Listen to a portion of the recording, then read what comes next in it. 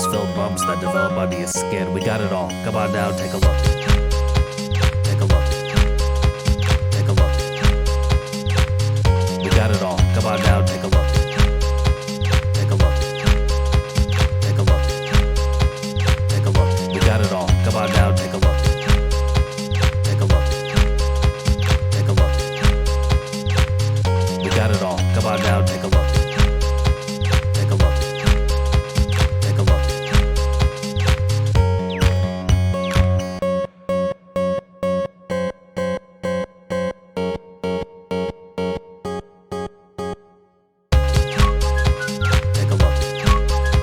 Take a look. We got it all. Come on down, take a look. Take a look. Take a look. Take a look.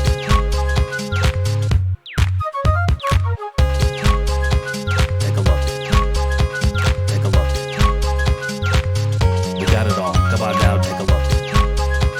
Take a look. Take a look. We got it all. Come on down, take a look. Take a look. Take a look. We got it all. Come on down, take a look. Take a look.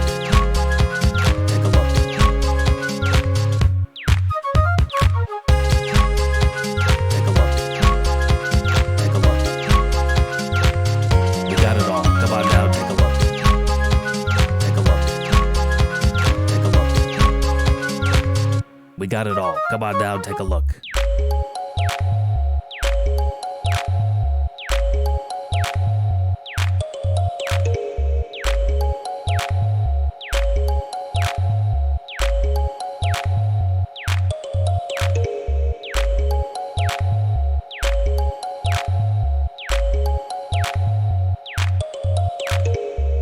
Come on down to Doyle's Boils. We got a 2-for-1 special on boils this holiday season. We got the neck boils, we got the leg boils, we got arm boils.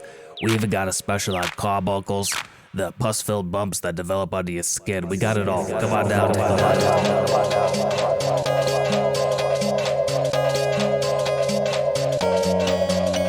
Take a look. Take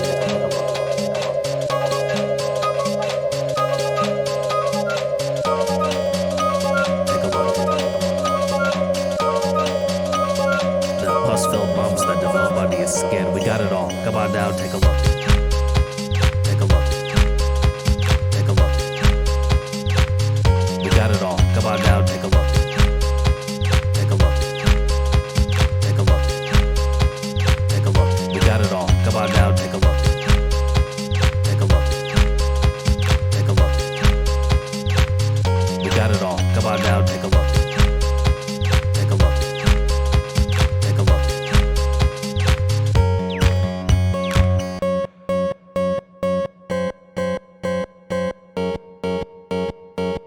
We got it all. Come on down, take a look. Take a look. Take a look. We got it all. Come on down, take a look. Take a look. Take a look. Take a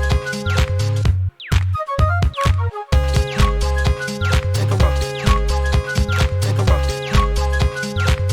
We got it all. Come on down, take a look. Take a look. Take a look. We got it all. Come on down, take a look. Take a look. Take a look. We got it all. Come on down, take a look. Take a look. Take a look.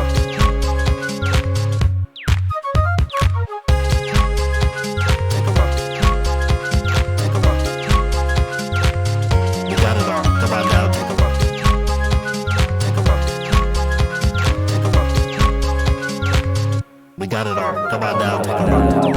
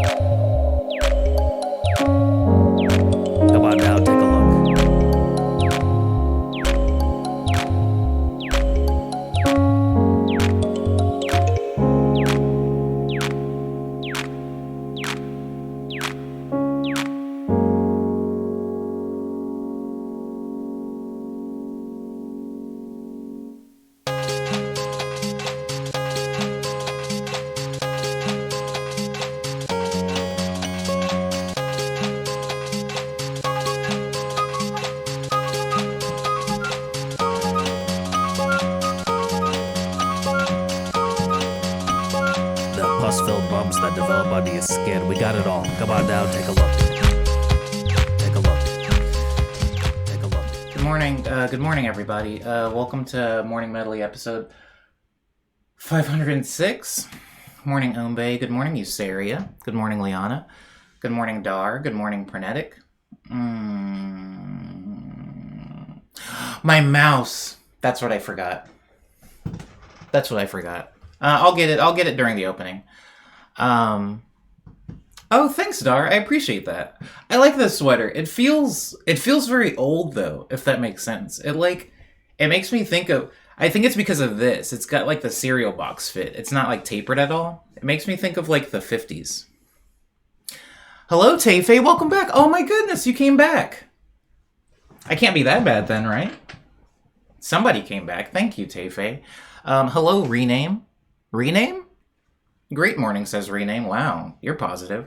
That's good. I probably need that. Good morning, Shaggy. Hope you're doing well. Good morning, Donut Clown. Hope you're also doing well. Today is Monday, which means that we have an extended check-in to get to. So I'll try to make the medley brief, or as brief as possible. I love a cereal box fit, says Dar. Oh, well, thank you, Dar. I'm pretty sure this was a thrift shop sweater. This was a thrift shop. Actually, most of the sweaters I wear are from thrift shops because sweaters are actually kind of expensive. Like, as far as like shirts and button-ups, those I can do, but sweaters, like, brand new are pretty expensive. I pretty rarely buy new sweaters. A bit for the cereal box fit? Thanks, Dar. They are, says Dar. Yeah, maybe it's a material thing. It's just because there's more material involved, but yeah, sweaters and jackets and coats, things like that I usually buy used. But like shirts, even button-ups I buy used. T-shirts. I think that's the thing. If it's gonna be touching my skin, I tend to buy it, hold on, sorry. I know I'm coming a little hot. If it's a t-shirt, if it's gonna be touching my skin, I'll buy it new. If it's like underwear, if it's gonna be one of the bottom layers, I'll buy it new. But if it's gonna be layered on top of things, I don't even think it's a germ thing. I think that's just usually how it works out. I'll buy like top layers used. About to get new socks, sweats, and sweaters from Costco real soon. The Kirkland way. That's a Virgil right there, sister. Yeah, that's true. Sweaters usually don't get too ragged after I feel like, I feel like. Not all nasty. Exactly, the layer. Yeah. Outer layers I'm cool with. I'm just gonna grab my mouse and then we can get to work. But I do want to say before I start the medley, I do hope everybody had a good weekend. I'll get to mine in the check-in, but I just hope in general everybody's doing okay. Hi, Kaiju. Welcome. I almost forgot about morning medley. Me too. I'm glad you knew what a Virgil is. It's really a toss-up whenever I say it. Yeah, that's fair. Am I going this way? Sorry. I'm trying to go for the lollipop head look. Anywho, yeah, I'm gonna go ahead and start the medley because we are a teensy bit behind schedule today. But it should be fine. It should be fine because there's no special segment. There's no trash cans. There's no yay or boo or whatever. But yeah, I'm gonna go ahead and start the medley.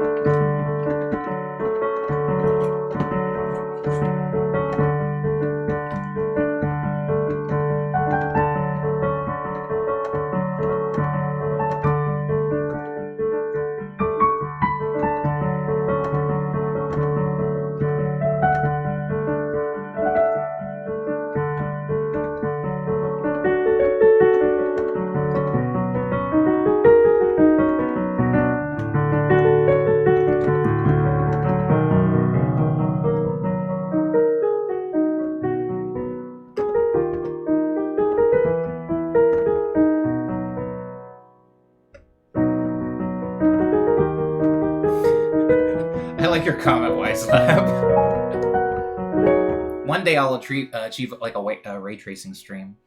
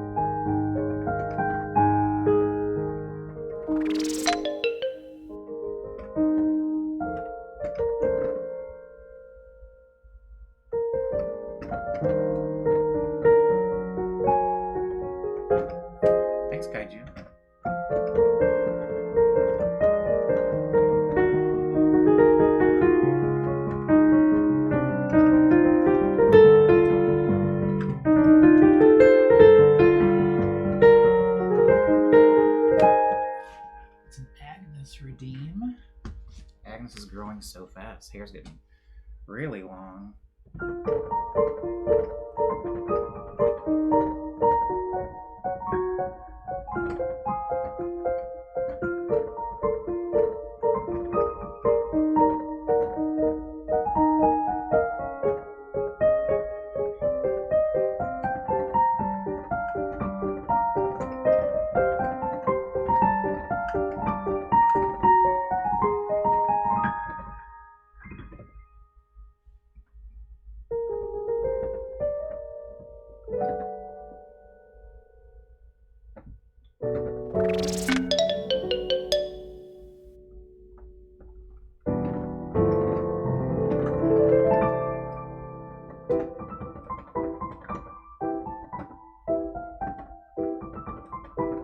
Thanks, Usuria.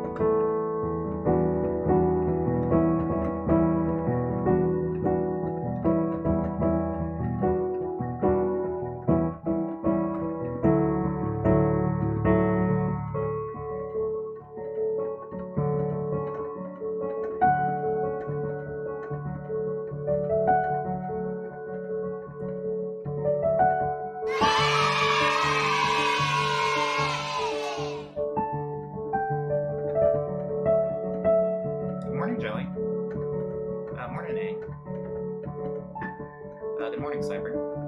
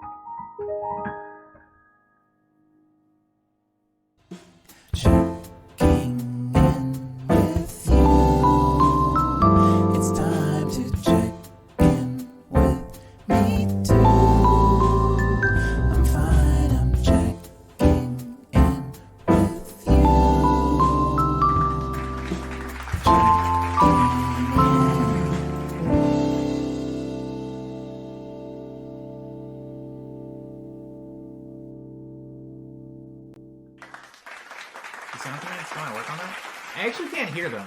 I don't know if you guys can hear the claps, but I can't hear them because I have my my headphones down really low. Welcome to the check-in, guys.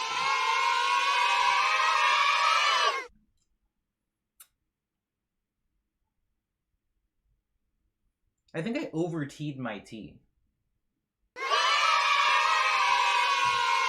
I can hear them. Welcome. Welcome to the oh, my chat's very small. Hold on, let me just make some minor adjustments so I can actually read. It was like my chat was like, it was like maybe the size of a credit card on my screen. Okay. Pernetic says overrated it? Overread it? Overteed it? Oh, overteed it. Yeah, I think I overteed it. It's like really opaque. It's like, it looks like apple cider. It looks like apple cider. You're at the T-Book. You were set up for success. Wasn't I, though? Wasn't I, though? Thanks for following. I'm Trevelin? Crap. I think I misread it twice, and it's gone now, so I can't read it. But thank you for following. Welcome. Welcome to Morning Medley. You've made it just in time for the check-in. You made it just in time to tell me how your day's going. Or how your yesterday? It's Monday. How your weekend was? Oh my goodness. Okay, so it's extended check-in today. I did read the T-Book, though. There was a lot of cool information in there. I like reading. What does it mean when the bubbles don't go away? It's really good, though, I must say. Granted, I have the palate of a warthog, so it might be horrible. It might be like motor oil. Kaiju says, you can water it down with some hot water. Hot wawa. I could. I should. I might. Get tea tonight. Donut Clown, where are you? Where'd you go? Yeah, that book is fascinating. It is a really interesting book. Frenetic has a T-Book, guys. It's actually a pretty good book. You know, I think I'm boring. I think I'm boring because I've officially become that person that, like, not specifically the T-Book, but there are books now that, like, the books that are usually in the, like, when you're walking through Barnes & Nobles and these books don't even have a shelf because they're trying to, like, shovel them on people to buy them. It's like, look, please, do you want to read this? And it's like, the name of the book is just like, Pinto Bean, the Magic Food? You know? It's something like that. Or Aluminum, you won't believe what it can do. And I kind of look at the book and I'm like, well, hold on, what can it do? Jellystar says, check in, sick, convalescing. Well, I hope you feel better soon. Jellystar, did I tell you about the time that I worked in a convalescence home?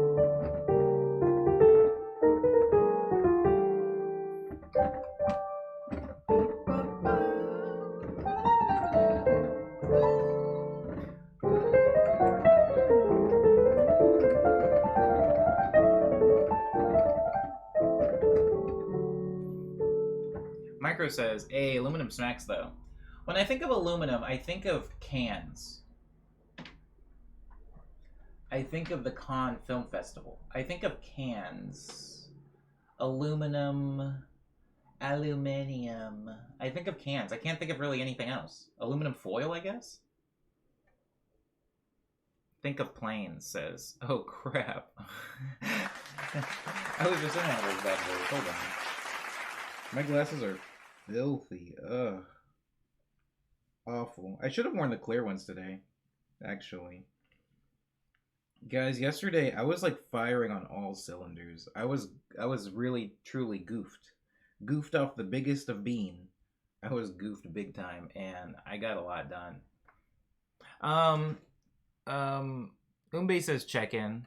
Wait, Kaiju says I'm doing a brown shade magnetic formula with an iridescent pink and yellow green shifting flake topper.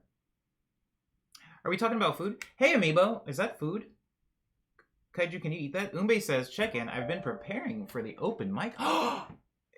No. Hold on. Let me scroll up. Huh? Umbe says, check in. I've been preparing for the open mic next week. Want to try... Hold on. Scrolling up. Want to try something on accordion for the wow factor. Didn't expect my entry to be into the performing arts to be so sudden and straightforward. Holy crap. Congratulations, Umbe. That's really cool and also very intimidating. I've never done an open mic. Have I? I have never done an open mic. I've never done an open mic, but it sounds terrifying. So I'm wishing you all the luck. And also comedian. I mean, sorry. Also accordion. Sorry. Also accordion. That's awesome. Quick weather check while I'm going over Dar's check-in. Dar says, check-in. Am I toasting a Walmart croissant in a pan? I sure am. A Walmart croissant. Here's to no scratches and fast drying, says Tay. What? Tay, huh? Tay's comment probably makes a lot more sense if I scrolled up.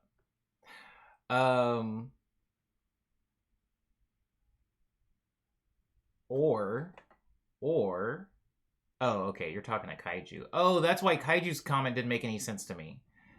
Tay and Kaiju are in a conversation. Cyber's check-in says, I was just finishing lunch in my car. You know what, Cyber? Actually, let me finish your check-in. I was just finishing lunch. I just finished lunch in my car. I'm driving back to the office.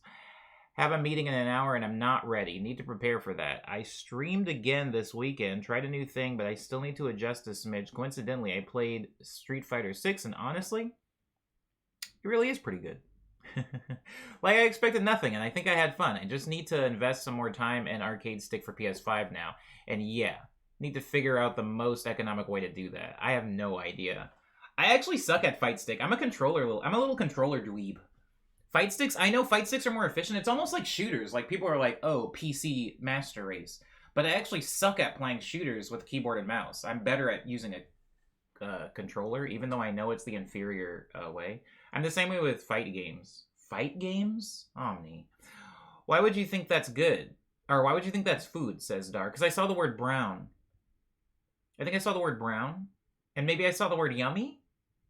Were either one of these words in Kaiju's comment? But for real, congrats, Umbe, and good morning, Rainiel. How you doing? Pernetic says, Chonkin. Oh, it's in two halves. It's in two halves. Been working through my beer advent calendar. Hey, I was there for part of that. Guys, Pernetic has a beer advent calendar. And as I was looking at Pernetic unwrap beers, I realized I'd never seen the silhouette of a beer bottle wrapped and like gift wrap before. And there was like several under his tree. And I was like, oh, that's kind of fun. Because you already know it's a bottle of something. You just don't know what it's a bottle of. But I guess we're still in December, so you'd still be working your way through that. Working my way through my beer advent calendar. A lot of hitters for sure. And some surprises thrown in as well. Like a couple bottles of really great sake. And a bottle of tequila. For my birthday on Friday. Played a little Fortnite and a decent amount of Dwarf Fortress over the weekend, and I'm starting to get into the real meat challenges of the game. It's good when the game opens up the meat locker. Aside from that, I've been working on things around the house and in preparation for my mom's arrival later tonight. I put some more Christmas lights along the ornamental fancy line? Sorry. Wow. Take away my English card. I'm going to start that one over. I put some more Christmas lights along the ornamental fence line outside. It's also snowing again. Full coverage, baby. Ay. Kind of glad I'm not there for that, maybe. Do not eat the nail polish. You know what's funny, Kaiju? I read that twice. I don't know if you caught my slight pause because I read that as do not eat the Polish. I thought you were talking about hot doggers. And so, do not eat the nail polish. Nail polish do be smelling good, though. I will not eat it, but it do smell good. Not as good as nail polish remover. Pernetic has parents, says Dar? We know this. Dar, we know this. Remember when Pernetic asked his mom about that, make-believe Hershey's Kiss, the giant Hershey Kiss? She has to exist. Umbe says, I did one last week playing songs off my phone, and one song seemed to do well. Really is just get on stage forehead. Sorry, what? Get on stage forehead. Sorry. No, I'm reading that right. Oh, get on stage forehead. Yeah. Even though I get the shakes prior. Umbe, I get the shakes at the strangest times. Not so much before I perform anymore, though. but I'm sure you're gonna do great. That's amazing. That's really cool, honestly. Tay-Face check-in is preparing myself for an absolute insane week at work. We close all next week for the holidays, and my clients my clients hate this, so they flood me with work before my vacation. But other than that, I started planning on spring garden. Oh, started planning my spring garden and picking out my veggies and flowers. Also, took a 6-month-old to see Christmas lights for the first time. It was magical to watch her eyes light up. A 6-month-old. Wow. What's the brain doing at 6 months, man? Why can't I remember those days? I'm kind of glad I can't. I probably would be really messed up. Well, more messed up. Anyways, that's really great, Taffy. That's cool. Going to see Christmas lights is kind of a thing. I was somewhere. I think I was in South Pasadena recently. And South Pasadena is like, for anybody that doesn't live in LA or has never visited LA, South Pasadena is a fake city. It feels fake. It feels like a movie set. Like, all the houses are perfect. All the people are like NPC-like. Kids roam the streets, but not in like a, not the way I roamed the street like a rat when I was a kid. They roam the streets like TV kids, where there's like no danger or harm anywhere. Everything's decorated. Halloween is a true celebration. Christmas, there's lights on everything. I mean, stop signs have Christmas lights on them. It's nuts. Anyways, I was up there and I was looking at some of the lights and I was like, yeah, this is cool. As somebody that never decorates, ever, I do appreciate seeing other people's efforts in that regard, seeing a nice light here or there. That's really cool. And I hope your spring garden goes well. That's cool that you start planning a season before. It's probably for the best, right? I thought you were the Mysterious Incorporated Wave. Sorry. I thought you were on the Mystery Incorporated Wave. Sorry. I thought you were on the Mystery Incorporated Wave. Are you talking to me, Dar? Or is that for someone else? Micro's check-in says, baby first check-in. Congratulations. Can we get claps for Micro for first check-in? Can we get applause for first check-in?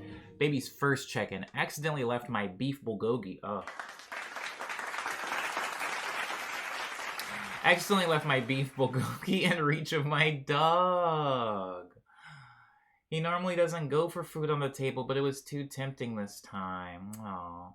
Took him to the emergency vet and got him to throw it up. Vet thought I cooked the food and was complimenting me on it. Aw. Did you just take the compliment? I would have. I'm not greedy for approval. Or I would have just been like, thank you. They call me Bulgogi Boy at home. Omni's Original Spices. Where did it come from, though, actually? Where did the beef bulgogi come from? Vet thought I cooked the food and was complimenting me on it. They said it was good. Wait, sorry. Was the vet eating the food? Wait, hold on. If you're a vet, if you're any kind of physician and you see another living organism throw up something, I don't know if that's the time to start complimenting the quality of the thing they threw up, actually. I mean, I would have taken the compliment. I'm glad that you got the compliment. But, how do they know? It didn't smell like bile? Were they just going out of consistency? Did your dog, duck it? Just swallow it? Oh, sorry. Not important. Vet thought I cooked it for the food, complimenting me on it. They said it was good that I brought Maynard in. He's fine, and we just got to keep an eye on him for a few days. Well, that's good. All in all, I'm glad the dog is okay. Did you at least get to try some of the bulgogi before your dog snarfed it? Ranielle says, 2 a.m. in the morning here, and I'm just watching Omni while making some macaroni salad. Chicken macaroni! You're making macaroni salad at 2 a.m.? Wow, I wish I ate things that healthy at 2 a.m. Macaroni salad? Neither macaroni nor salad is involved in anything I eat after we get into the a.m. hours. It's all burger. Oh, it's all burger. It's actually really hard to find things that aren't burgers or tacos that time of night. At least in where I live. Well, and Chinese food, I guess.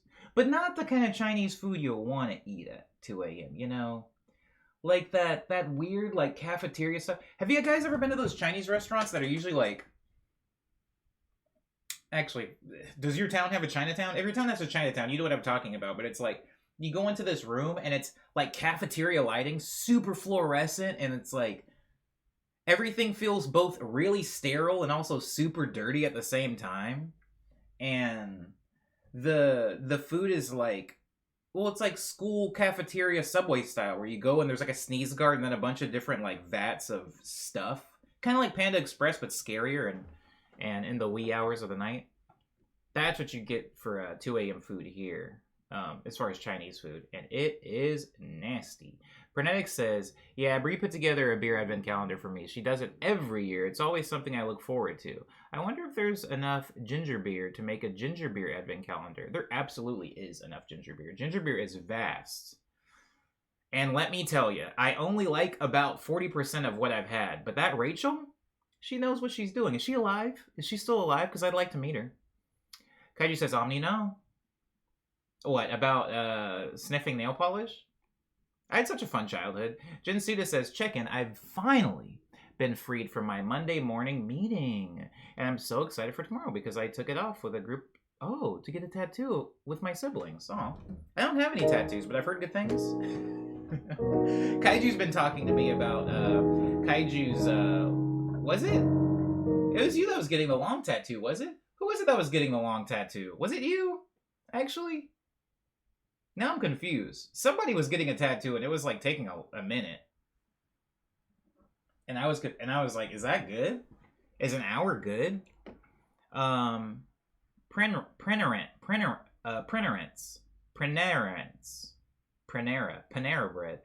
Cyber says prenerance, which is a frenetic parents. Portmanteau? No. That's not the right term. Kaiju says, do not huff or consume solvents. It's too late for me, Kaiju. It's too late. I have already done it. That's the only reason I'm able to play piano. Dar says, bro, you're struggling today. I'm struggling every day. Renale says, using nail polish remover, makes me cringe. Oh, I'm sorry. Have you tried smelling it instead of just using it? It might be better. Fior de Male. Male? Anyways, welcome. Good morning. I hope you're doing well. Still breathing the goo, says Donut Clown, making a reference to a baby thing I said last week. And indeed. I guess nail polish remover is kind of a goo. And I was breathing it to a degree. We gotta get you a bigger screen to read the chat. Yeah. Do they make jumbo iPads for free? Raniel says, Micro made some good bulgogi. Yeah, I mean, if the vet thought so. Eulogy form Usim? I'm going to say Eulogy. Eulogy says, hello, everyone. Good morning, Eulogy. We're in the check-in. Feel free to tell me how your weekend was, since today is Monday, hopefully where you are. Unless you're like in Japan, Korea area, in which case it would be Tuesday, I think. Or at least late Monday night. No, it's Tuesday. Hey, what's up, Titanium? Good morning. You made it in time for the check-in. Donut Clown says, redo check-in. Me and Ultraviolet Jester were out vending at a goth garage sale for 9 hours, and afterwards we got the wettest pizza I have ever seen. Okay, so sometimes wet pizza go hard. But sometimes, I mean, I've definitely had pizza that was so wet that the bottom was moist. At which point I don't want to eat it. It's ruined. It's bad. Raniel says, yes, it's a Christmas thing here, Omni. Oh, 2 a.m. macaroni salad is a Christmas thing there. What's a Christmas thing? You got that. I guess Japan's got KFC. What's a Christmas thing in America? What's our Christmas thing? Cookie? I actually don't know what a Christmas food is. I know what Thanksgiving foods are, but I don't think I've tried to think about what a Christmas food would even be. Bean, maybe? Kit says check-in. Wait, hold on. I told her it was from Gangnam Tofu, but definitely had a moment I considered taking credit. I would have done it, Micro. No shame. No judgment if you took credit, but shouts out to you for being honorable and giving credit where it was due. Gangnam Tofu. Check-in from Kit says, about to go into a major life shift, so I might be kind of half absent and not very talkative for the next few months. I'm probably going to be taking a break from my retail job so I have more capacity to take care of myself and other things I keep neglecting. Word up, kid. Honestly, who of us, right? Who of us? I was gone for what, 8 months? I mean, granted, it wasn't taking care of myself, but I was gone. So, I mean, if you dip, I just hope you're well. That's all. That's all. Lord Commander Pernicio in the Higher Winds. Of the Higher Winds. Lord Commander is a sick title. Chinese Buffet says, eulogy. But it's not a buffet. That's the thing. It's not a buffet. You still have to pay for each... You pay for each individual entree. It's more like Panda Express or Subway in that regard. Less buffet, more Subway. Because Chinese buffets, I mean, they're also not the greatest, but they can be pretty good. My partner's grandpa is going into a medical trial, and I will be away for a while, says Kid. Oh, my partner's grandpa is going into a medical trial. Well, I hope everything ends up okay. And yeah, please, take all the time you need. Matching sibling tattoos, says Reniel. Oh, what? If me and all my siblings got a tattoo... If me and all my siblings got matching tattoos, I don't even know what it would be of. We don't like anything. We don't like any of the same things, I should say. Yeah, that was me with tattoo. 2 hours, I think, is the medium amount of time for a tattoo session. Some people even go up to 8 hours. That's wild. If I'm doing anything for 8 hours, please pay me. Didn't I just stream for 8? I mean, that's paid. This is paid labor, right?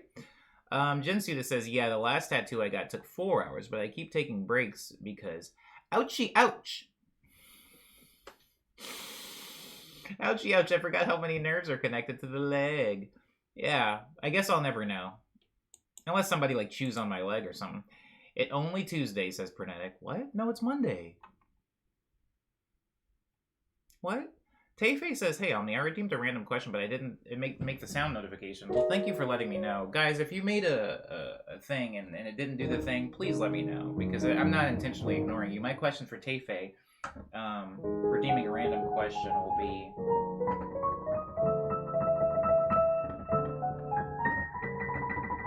Since we were just talking about getting a tattoo having to sit in the same spot for 8 hours... You don't have to tell me what the actual time was, Tayfei. I'm assuming you're a gamer. You seem like a gamer.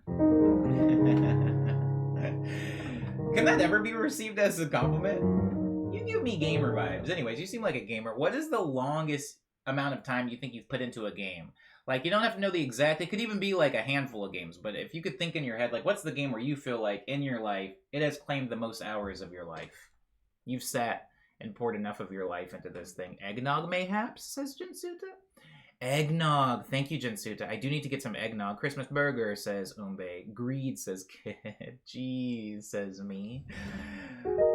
Dar says, for their check-in, my plan for today is to continue binging JoJo Part 4 and finish some November drawings. I'm kind of fatigued on the project, to be honest, and my brother says that no one is forcing me to finish the art challenge, and I'm on break, so I shouldn't do it if I'm not enjoying it.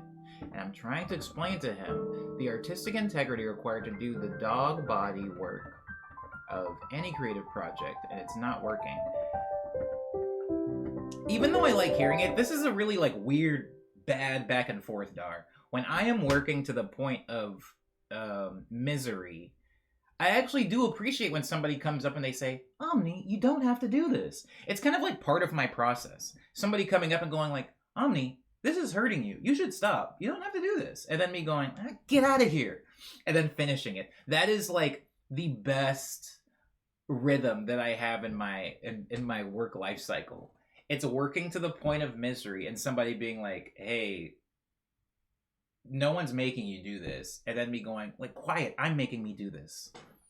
That's the only way I've been able to get through any project. It's probably not good. But, same hat, Dar? Maybe same hat? There we go, Christmas burger, says Jinsuda. I don't even know what you'd put on a Christmas burger. Sprinkles? I don't know what you'd put on a Christmas burger because I don't know what Christmas food is. Like, if there was such thing as a Christmas burger, ideally, it would just be a burger with the Christmas items stuffed into it, right? Like a Christmas milkshake, I assume, would be made with eggnog. But, like, is there eggnog on the burger? Like, an eggnog reduction? Have you guys ever had ketchup leather? Too many steps to explain. Too many steps to explain. Cyber says, okay, y'all, need to head out and get back to work. Take care, everyone, and see you later, Omni. I hope the meeting goes well, Cyber. I know you're probably not here anymore, but I do hope the meeting goes well. And I hope the rest of your workday also goes well. Also, thank you for playing Street Fighter 6, because you're the only streamer who I actually watched play it. And it looks interesting. I'll buy it. I'll allow it. Dar says, check in part 2. It's work like... No. It's work you like doing and work you want to do, but it's work. Sometimes you just don't want to do work, but you gotta. Amen, Dar. Speak it. God did. 'Tis the eternal artist's struggle. I agree with this. Omni and Gangiv? Omni and the Gangiv? Sorry, Omni and the gang. Hi, Aria. How you doing? I hope you're well. Check-in from Liana says, finally got rid of a butt ton. Me too. Me too. Finally got rid of a butt ton of recyclables. Oh, by loading up my car and taking it to the recycling center. Feeling better with less junk in the trunk. Me too. I lost a few pounds. Feeling better with less junk in the trunk. Woke up early today, ran an errand, and gave $1 and a warm cardigan and poncho to a homeless lady because that's all I had. Trying to be productive today. Well, it sounds like you've already been pretty productive. Was that even yesterday? Talking about the getting rid of all the recyclables? Good on you. I need to catch up on so much stuff, so maybe I can like siphon some of that energy into my own life this Monday. Check-in part 2. We've got a lot of check-in part 3. We have a lot of series check-ins. We're really bringing back extended check-in. Papa got the extendo. Check-in 3 from Dar says, my breakfast has been a smoothie. I predict toil and trouble in the gastrointestinal system. And on that note, some classmates found out while researching Don Quixote this semester that stomach health is like directly related to mental health. So you constantly referencing your tummy is like really intuitive of you, Monster. Well, I'm glad. I'm glad that I have a bad tummy and bad brain. At least they're in agreement. Donut Clown says, there was a DAP rep redeemed during the medley, right? Who did it? Who done it, though? You owe me a DAP rep. Oh, Micro. Micro, pick a number between 2 and 23. Oh, I'm glad you took my suggestion on the question for you. Is that what happened? Umbe? Umbe, you also have a question for you? Wow, why aren't they playing? That's interesting. Are they playing and I'm just not seeing them? There's a chance that they're playing and I'm just not seeing them. Maybe Trigger Fire's broken. The way I only finished the drawing when he told me to stop. It's spite. The spite motivates me. Yeah, no. Maybe that's the same. Maybe I'm the same way. Umbe, do I still owe you a question? I won't give you the same question that I gave Teife. But do I still owe you one? Teife says, answer your question. Going to kind of go to a different route. Instead of a video game I put a lot of time into, I will actually say it is Pokemon trading card game. Hey, a game's a game.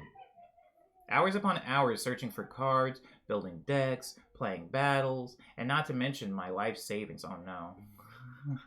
That was years ago though. Much better with my money now, but it was fun. A good few of my friends also got really into it, so it was a shared hobby game. Pokemon cards anyway was always tough for me. I never really got super into it. I got into Yu-Gi-Oh cards. Ew, I know, gross. Arya says, currently stuffing my face with food, but enjoying the stream on break. I hope your break's going well, Arya, and I also hope your shift's going well. Arya's check-in is I got back from a religious conference yesterday. Oh, you're already back. And already back at work. A little tired, but I'm pushing through. Luckily, I'm on Christmas break on classes and classes don't start back up until January 3rd. And I'm going to be working on some music. Well, at least you carved out some time for that. That's really cool, Aria. Sounds like you're better at managing your time than I am.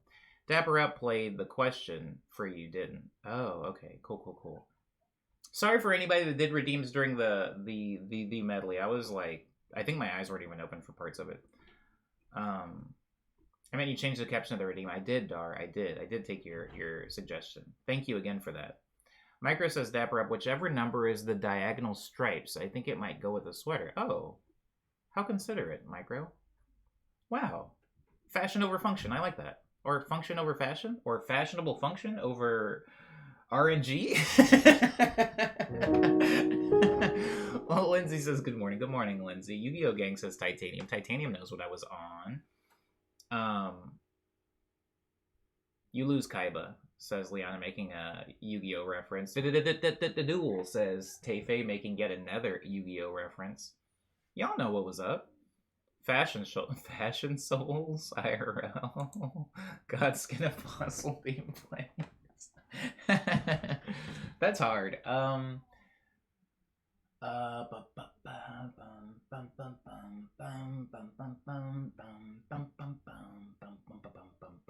I've got one that's got some stripes that's white, but I don't want it to clash too much with my shirt, so I think I'm gonna do...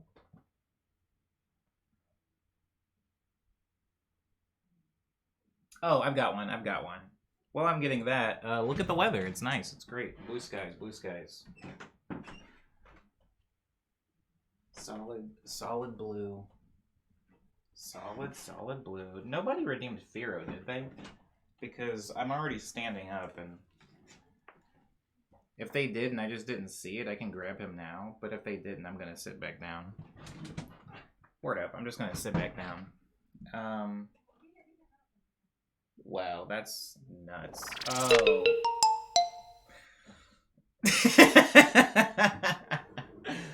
This is the oh, guys, that's not a live image. That's just a photo. There's no, but that's what it looks like. There's really not that much change. So it's okay. Here we go. We're dealing with some vertical stripes. There's got gray, silver, white, and black stripes. It's okay, Kit. I'm gonna go grab Firo. It's just Firo's so big.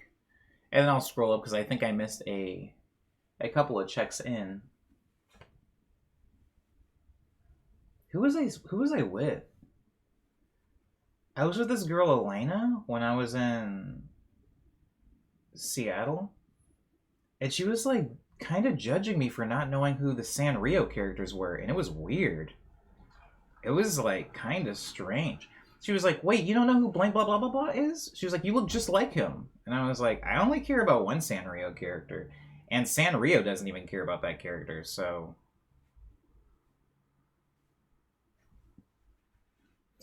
no, I don't know them. I don't know the like Hello Kitty, right? And then I don't know the continuity. I know that look freaking little Eggful. All right. That is the Dapper Up. Thank you again for that, Micro, and thank you for considering what would actually look good with the sweater. I appreciate that. All right. Actually, hold on. I'm gonna go get Firo, and then we'll catch up on checks in. How about that?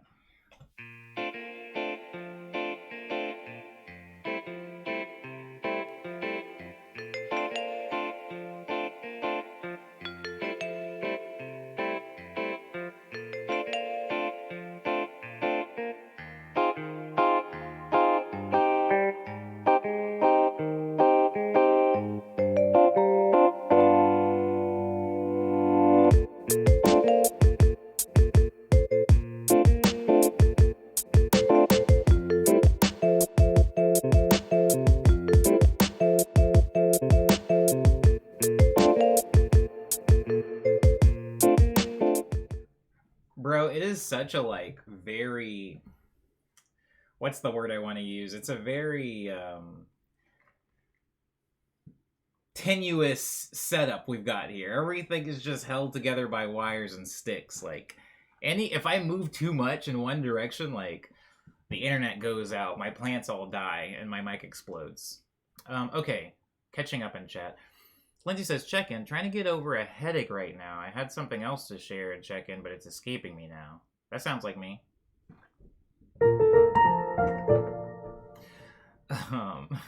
Rip, I just sent the redeem. All right.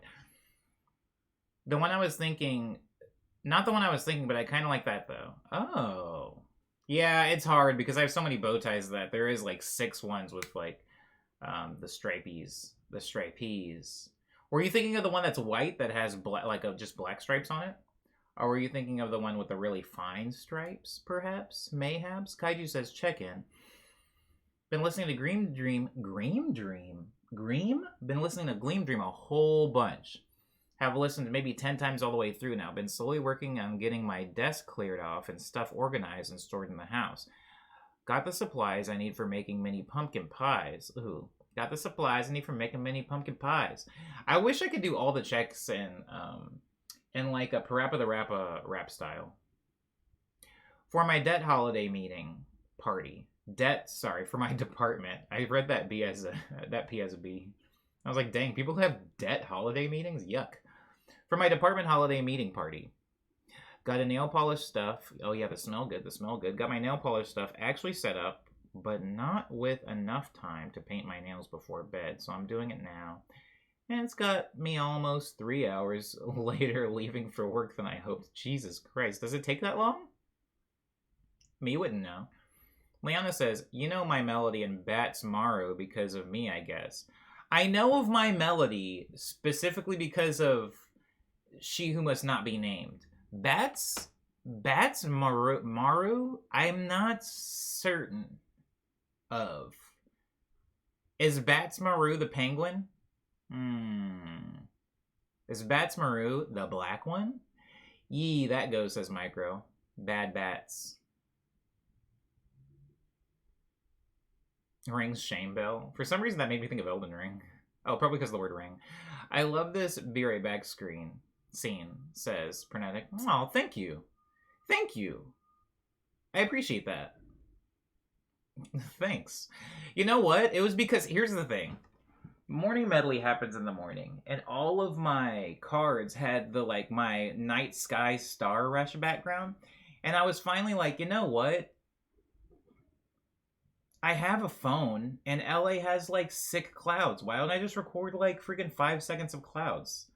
It feels like it would fit the lighting of the stream even more. Like, look how bright it is. It's weird to, like, go to a Be Right Back screen, and it's, like, all dark and weird. But I don't know. Thank you anyways, Pernetic. Tayface says, check-in number 2. Found this really cool new album on Spotify this weekend. I think it's called Gleam. Aww. Yo, thank you, Tayface, and thank you, Kaiju, for listening to it. I really do appreciate it. It feels like that album came out like 6 months ago to me already. Isn't that sad? It's by a super cool artist, Omniboy. Not sure if you've heard of him, but it's fire. I appreciate it, Tayface. I have not listened to it yet. I've listened to bits and pieces, but I haven't done the full front to back. Probably won't until like next year around this time. Stay perfectly still, Omni. Why? Are you taking a screenshot? Are you photoshopping big lips on me? Umbe says, before I forget to ask, which of your new songs do you think would sound the best in 3-4? That's a very interesting question. I don't know. Me no know. New songs? Like stuff off of a Gleam Dream? I don't know. Picture this.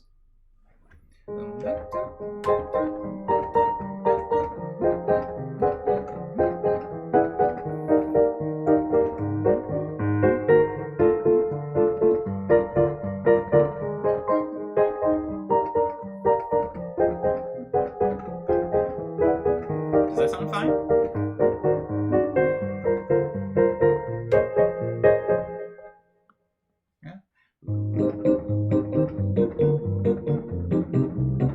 Yeah, I picked picture this.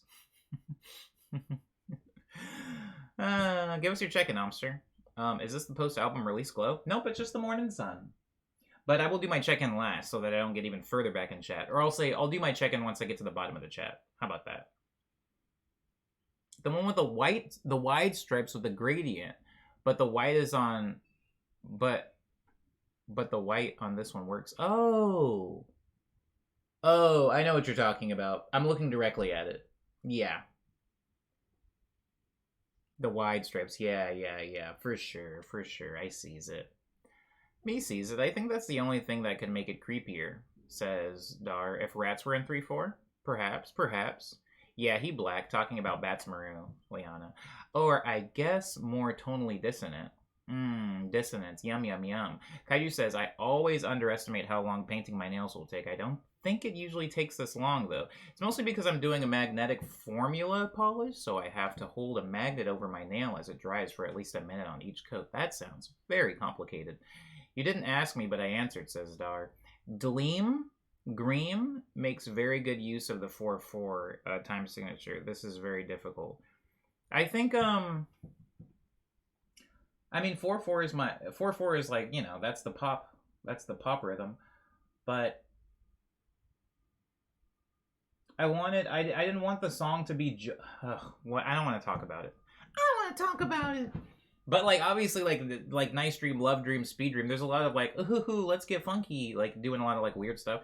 There isn't a lot of that in Gleam Dream because I didn't want to distract too much from the narrative of the album with like really weird beat switches. So even the beat switches that are in the album are pretty tame. Like Choked beat switch, super tame.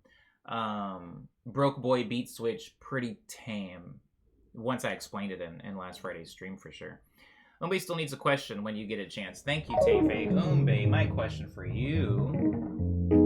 Is there a time signature, since you asked me a time signature question, is there a time signature that you would like to write in? Because I know you do make quite a bit of music, and I don't know if you make music with the intention of writing in specific time signatures. I know I don't. But if you do, or is there one that you're like, ooh, I like the way that sounds, I would like to write in that? Lindsay says, check in part 2, I remembered what it was that you forgot to involve or include in your check-in earlier. I installed a bidet yesterday, and it was one of the most aggravating home projects I've ever done because it was physically impossible to get it installed just right due to my toilet seat shape. It works, but it doesn't have the full range of angles. R.I.P. R.I.P.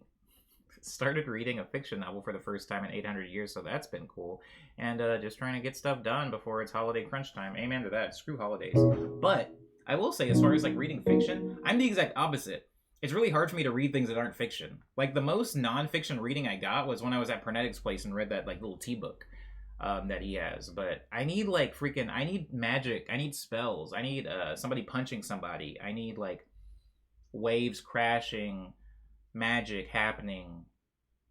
It's even hard for me to like maybe thriller. Maybe the most realistic book I can read is like a thriller where somebody gets like done in the bad way. I was thinking Rats 2, Dar, says Umbe. Picture This goes hard, though. Rats is still the only song that I've yet to return to on the album. Still can't bring myself to, Dar. Don't feel bad. I can't listen to that song all the way through either at the moment. Picture This is my jam, says Tefe. I'm glad that you like Picture This. Rats was literally in my head when I went to sleep and woke up today, says Lindsay. I'm sorry to hear that. I'm sorry to hear that. That's unfortunate. But thank you for listening to it. I was conscious, but I wasn't awake. That happens a lot.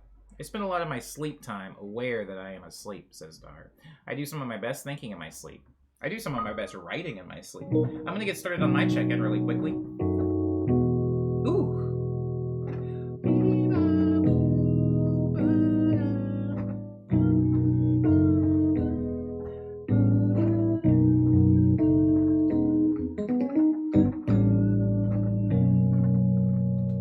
Remember that weird chord progression that I was writing? Oh, crap. Hold on.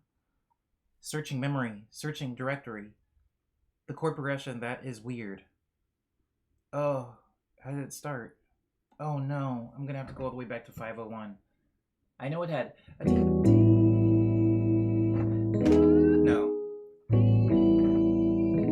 No.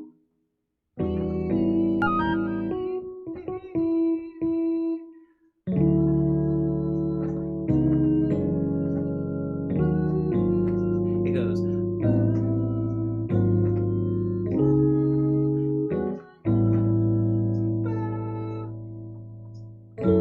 No.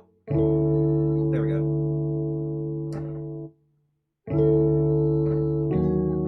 No. Sorry. I'm so sorry, everybody. I'm gonna get right back to you. I have to figure this out.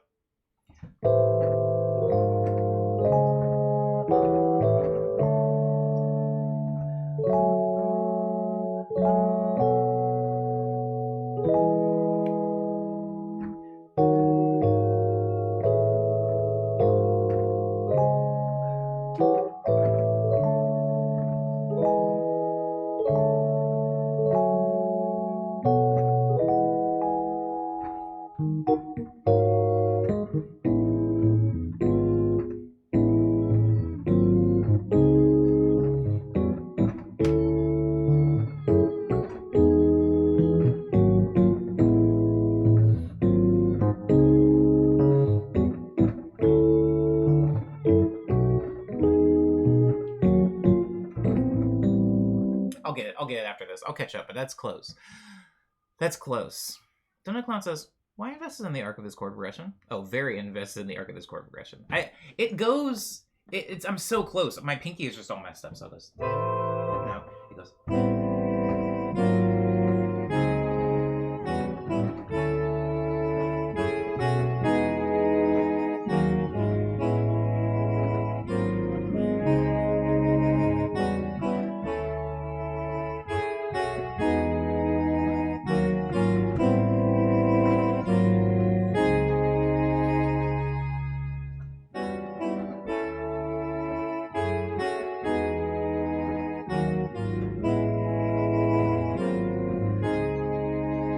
I love it so much. I can't wait to throw that thing on something. Throw that thing on something. All right, for real, where has that option been? Says Micro. What option? Oh, the audio only option. I be doing that. I be doing that sometimes when one, I do that when Twitch channels are lagging, and two, I do that if I'm going to be running the Twitch in the background while I'm doing other things on my phone. Anywho, sorry, I have to catch up on some stuff. Whoa, my chat skipped a bunch of stuff. I was conscious, but I wasn't awake. That happens a lot. I do some of my best thinking in my sleep. Rat gives me plastic beach vibes, says Liana. I hear it. I get it. I totally understand it. It's that drum machine. It's because gorillas, especially post Feel Good Inc. gorillas, were doing a lot of like Casio / Yamaha drum machine beats. And so you're getting a lot of that boom, boom, boom, boom, like really like crappy retro drum samples. So there is that, and also the use of accordion. Like there is a lot of reggae adjacent. Anyways, point is, I get what you're saying. It's very clear to me. Kaiju says I had Rat stuck in my head a lot yesterday. I really like that one. It's good, says Kaiju. I want to pause the stream for just a second to say I don't know what that drum roll was for.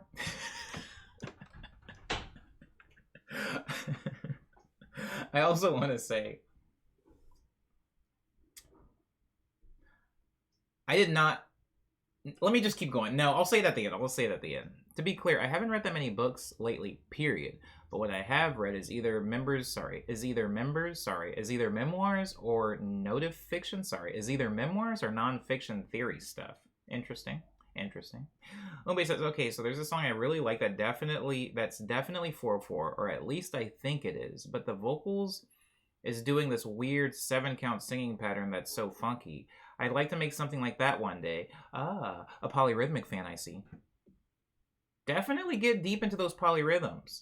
Dar says, Omni, this is random, but do you think if you rubbed your hands together fast enough in direct sunlight, you could set them on fire? Dar, you trying to make another Ashy joke?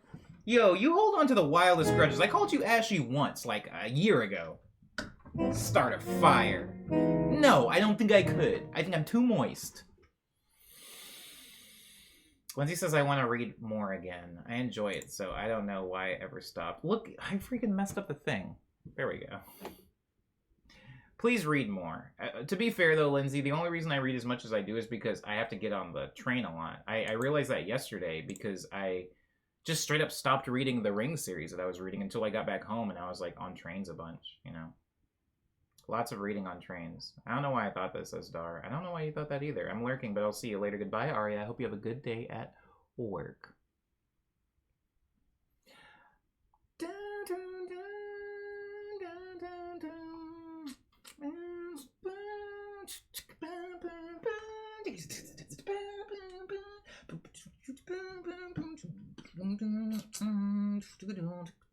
I hear so much on that.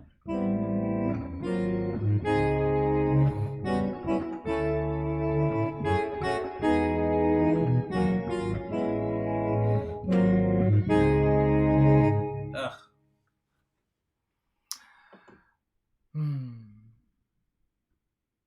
Or wait, did posture check ever have a thing? I don't think it did. I don't think it ever did.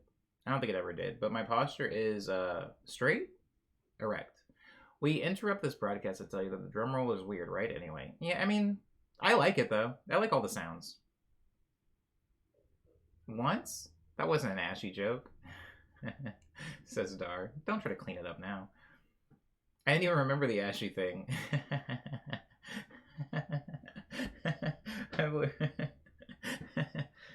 No, the answer to that question, Dar, is I don't think any human can do that. I think the ash levels would have to be through the roof for somebody to be able to start a fire by rubbing their hands together in the sun. I think the amount of the amount of dryness, the lack of moisture one would have to achieve to be able to like literally start hot man fire from sun on hand is like dangerous. Like, we're not talking chap lip anymore. We're not talking just like a dime size of shea butter. We're talking like this person has been in some type of like desert for months with no water. They're basically dead. They're a dead person. But if there was some type of zombie where they were allowed to sustain life even after death, maybe they could do it. What I wouldn't give to have a train to read on, says Lindsay. Yeah, trains are good for that. I've literally never seen them. How would I know if they're ashy? I can assure you they're not. Been bathing in too much shine, says Micro. Thank you for the reference, Micro. I should give points to Gleam Dream references. Okay, just got top coat on the last nail. My nails are done and just need to dry a little, so I get to work by like 11:30. That's still early for me, baby. I wanted to be there at like 9, says Kaiju. Oh, never mind. That's pretty late. That's quite late. Quite. Where's my flute sound? I want to get the flute sounds. There's this specific type of flute that makes me think of the mellow... Come on, guys. What's that really overpriced thing that the Beatles used? Oh, the Beatles are so good. They changed the world. What a big inspiration. I love you, Ringo. Anyways, what's the, Mellotron. It's called the Mellotron. There's a very specific flute in the Mellotron, and there's a pattern with that flute that is super popular, and I think the Beatles might have been one of the earliest. I don't really listen to a lot of the Beatles, so I don't know that for a fact. But, like, this crap.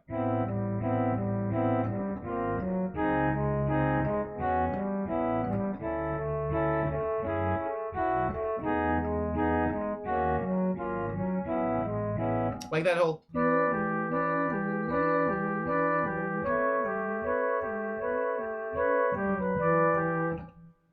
On the Mellotron, specifically the Mellotron sound, not this one. Oh, I didn't do my check-in yet. Please do. I need more points, says Micro.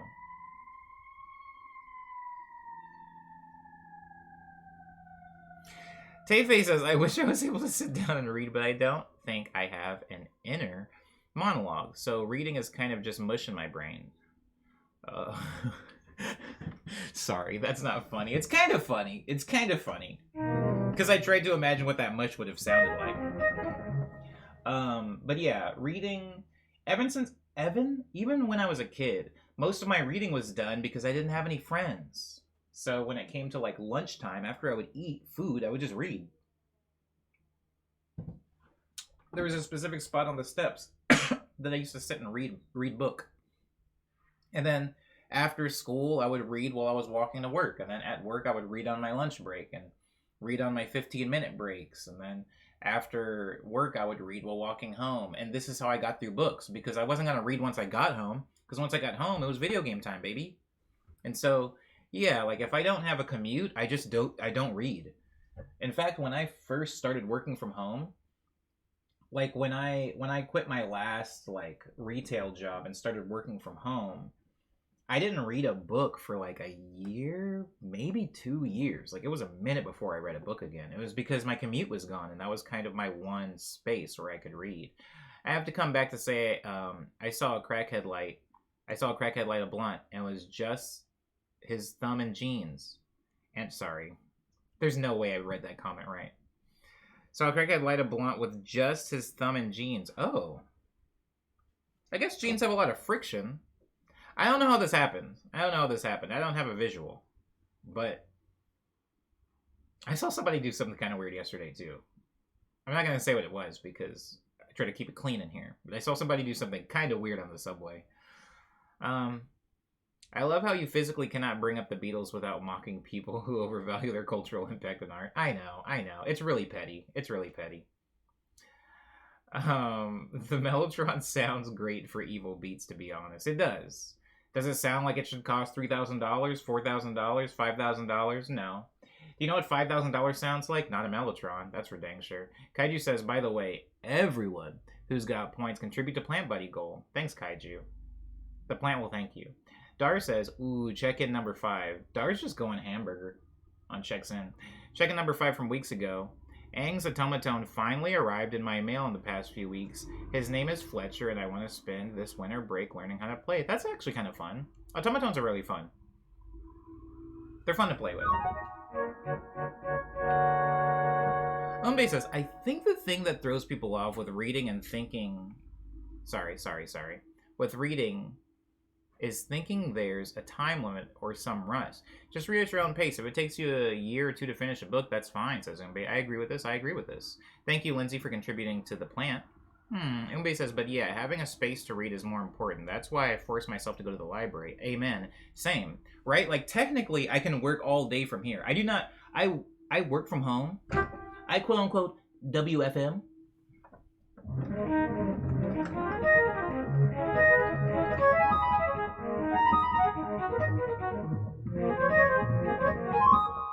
I work from home, but I don't work from home most of the time. I would say that about half of my work I do remote. I try to leave. I'll take the subway to the library. I have a local library I can walk to in 15 and 20 minutes, but I will intentionally get on the bus or get on the train and go downtown, which is like a hot 30 minutes away, and then walk another 10, 15 minutes to the library just to have a commute and to be moving and to be around a bunch of people, to be in that downtown urban energy environment. That's good for me. And also it gives me a thing to go to. It's important for me to have a thing to go to because, you can look at it as fortunate, you can look at it as unfortunate, but I technically could stay home. I mean, we were in a pandemic, right? I can stay home for 9 days in a row if I have to, but god dang. Micro says, next time you need to light a blunt. I like this. Micro, I get your reference. I get the reference you're making. The only reason I get the reference you're making is because Lindsay sent me a video a while ago of that specific politician. Or I would have just been like, that's a wild statement to make in my stream, in my chat. But I get it.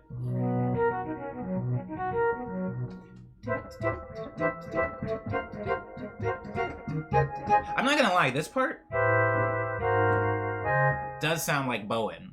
We were talking on Friday about how specific artists have specific chords that they, not even specific chords, but specific it's an I word. When you blank a chord, when you invert a chord. There are specific artists that play specific voicings and inversions of chords that when you play them, you're like, oh, that sounds like so-and-so. And this is a very Bowen inversion, specifically the first two. His probably wouldn't be up here, though. He would probably do that. No, he would go. That's a Bowen inversion. But then going here...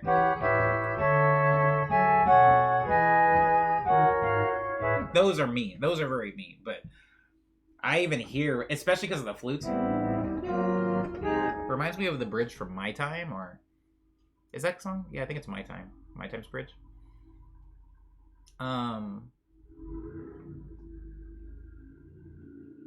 Thank you, Jinsuda. Sorry, I was trying to see who contributed to Plant Buddy. Thank you, Jinsuda, for Plant Buddy donations. Oh, it makes me feel like a little Santa Man. A Santa Man ringing a bell outside of a Walmart.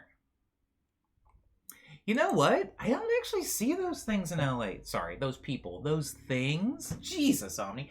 The Santa, the Bell Santas, the Salvation Army Bell Santas, that's something that I really grew up with a lot. And since I moved to LA, I just don't see them. I know they're here somewhere. They have to be, because the Salvation Army's out here. But I do not encounter those dudes anymore. Hope they're doing okay. Umbe says, yeah, I know Omni gets a little peeved when I'm like, uh-oh. Let me scroll up.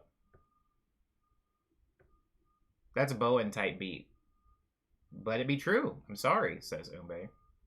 I mean, there's one specific. I guess it it depends on the listener, right? Umbe, right? Like if somebody listens to my music and they're like, dang, that's a Michael Jackson type beat, or dang, that's an MC Hammer type beat. It really just depends on who the listener is and the connections that they're drawing. My specific connections that I draw when it's like artist to artist, when it comes to harmony, is chord inversions, like the specific chord inversions. Like I can hit those chords in a way that will be the same chords, but they wouldn't sound like Bowen because Bowen has specific voicings to his chords. And the same way that somebody could hit chords that would sound like me because I, especially being untrained, have just specific voicings of chords that I am comfortable with, and I don't experiment too much with other voicings of those same chords. Like this chord, for example. How many songs do I play that chord in? Like 8 songs. It's a lot. There's a. That's how Just Believing starts. It's how Call It Love begins. It's how Jumpin' Jaybird starts.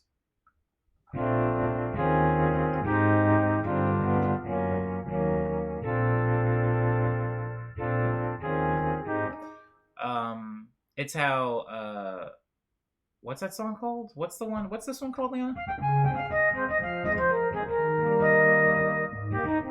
What's that one called?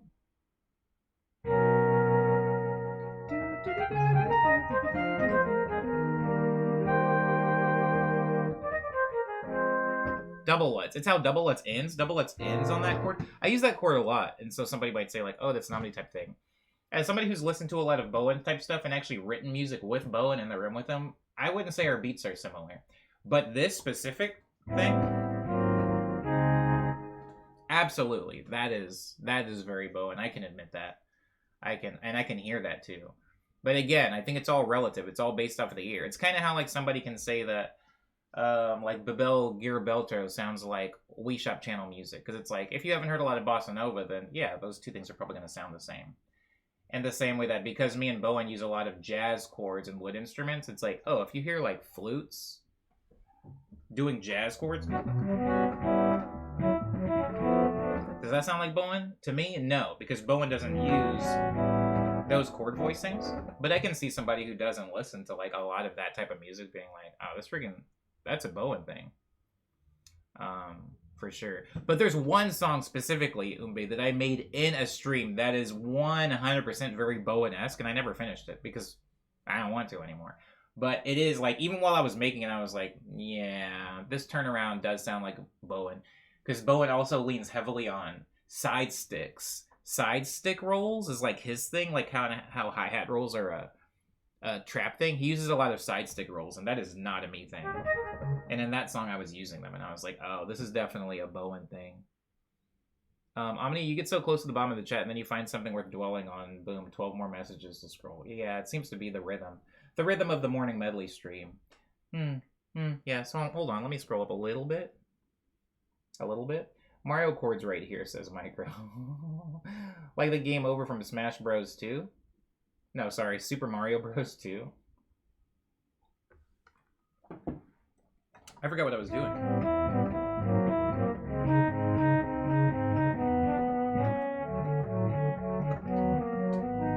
Oh, beauty. Beauty in the beat. It's a beauty in the beat. Something on Signals too, right? Says Donut Clown. Yeah, I think you're right, Donut Clown. Let me go through the Signal songs. Love Dream. No, sorry. Love Letters. That's also in Love Letters. You're right, Donut Clown. Good ear. That's wild. Yeah. This is also Love Letters.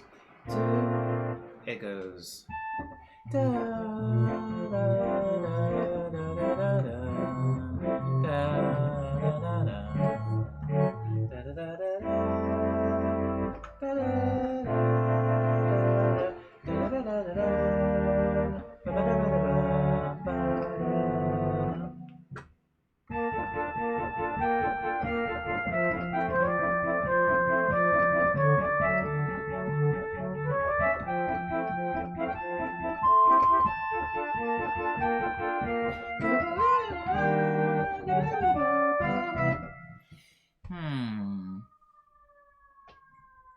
How much did I miss? Also, the cadence of that man's voice is like, it hits something very specific in my brain that I can't name, says Lindsay, talking about Bowen. Talking about Bowen? Oh, you're talking about the politician. Sorry, you're not talking about Bowen. All right, I'm caught up on chat. I'm not caught up on chat. I remember when you said you were producing the drums for Bossa Fire and you just like watched Bossa Nova performances. Yeah. Like you actually watched them playing drums. I had to. That's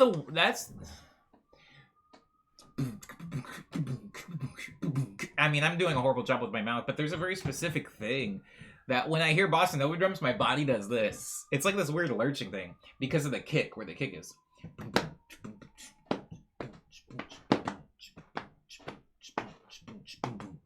It kind of has this like rolling effect to it. Yeah, I had to watch them play because I'm not a drummer.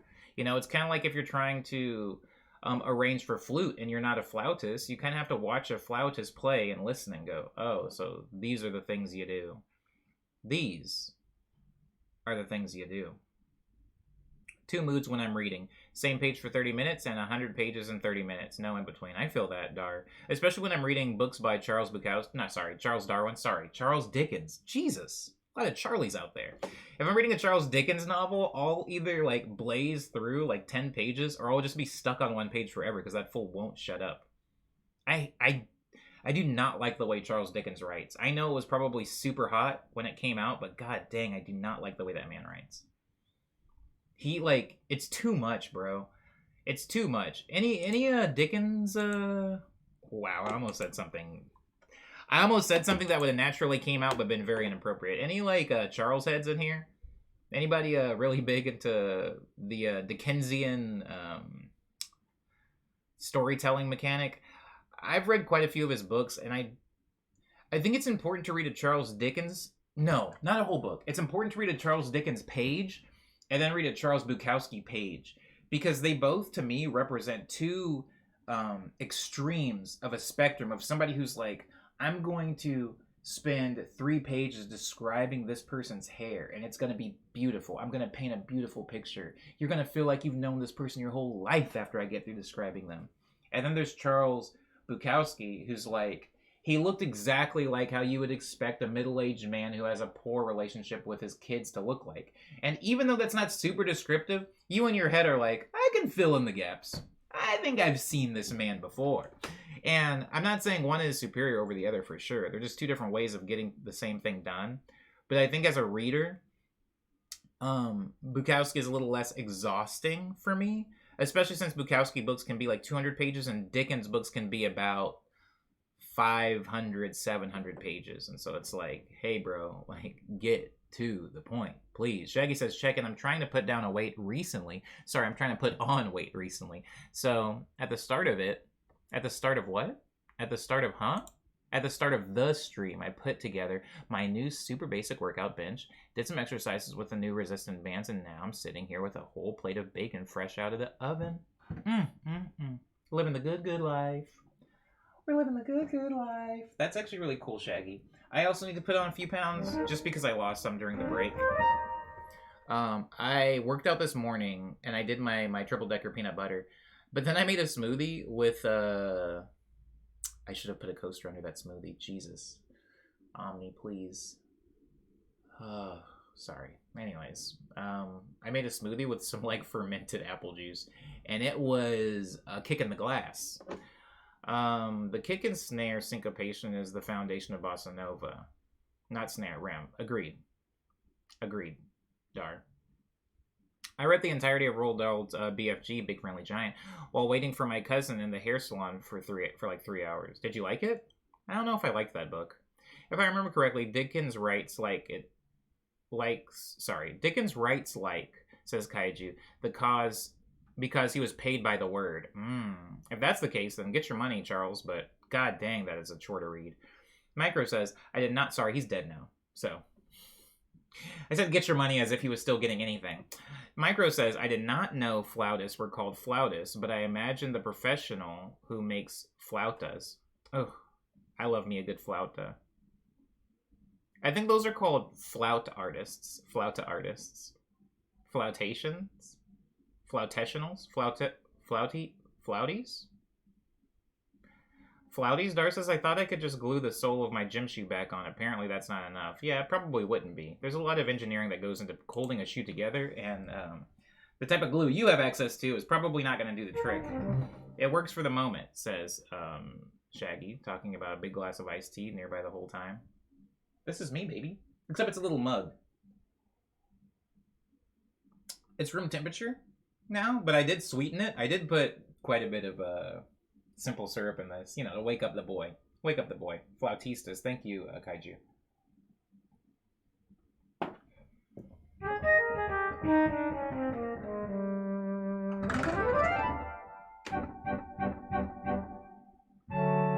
Do do do do ba do ba do ba ba do. Oh, that's freaking.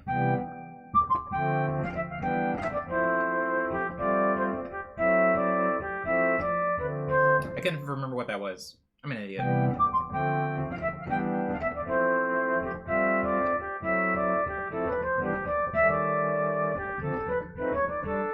Omni, please. Please.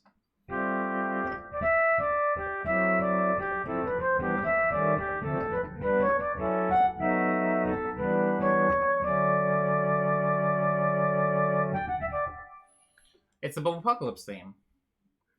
I did work in the moment, but over the next 2 weeks, I slowly injured my foot to the point where I could no longer walk. Then I over-iced it, says Dar. Oh my goodness. The self-abuse here. I still never started my check-in, did I?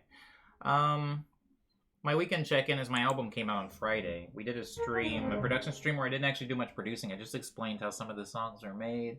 I spent Saturday trying my best to catch up on work and failing miserably because I was freaking tired and my eating and sleeping habits are completely off the rails. On Sunday, I planned out and I tried to fix some things with a stream, and I also planned out the next 5 streams, you know, yay or boo items, song recommendations. I made a new intro song, which if you arrived late, you didn't hear, but it's okay because I'm going to be using it all this week.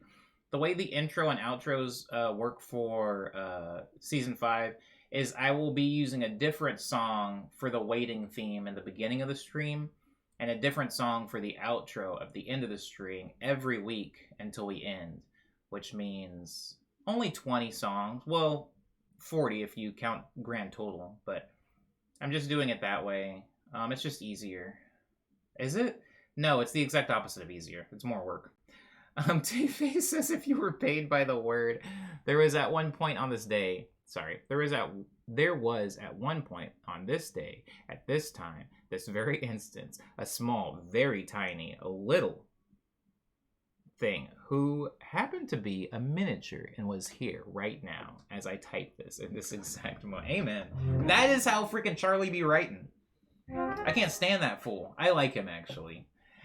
Anytime, guys, I say I don't like an author, I actually do. I actually kind of like them. I can't think of any authors that I just straight up don't. Well, hold on.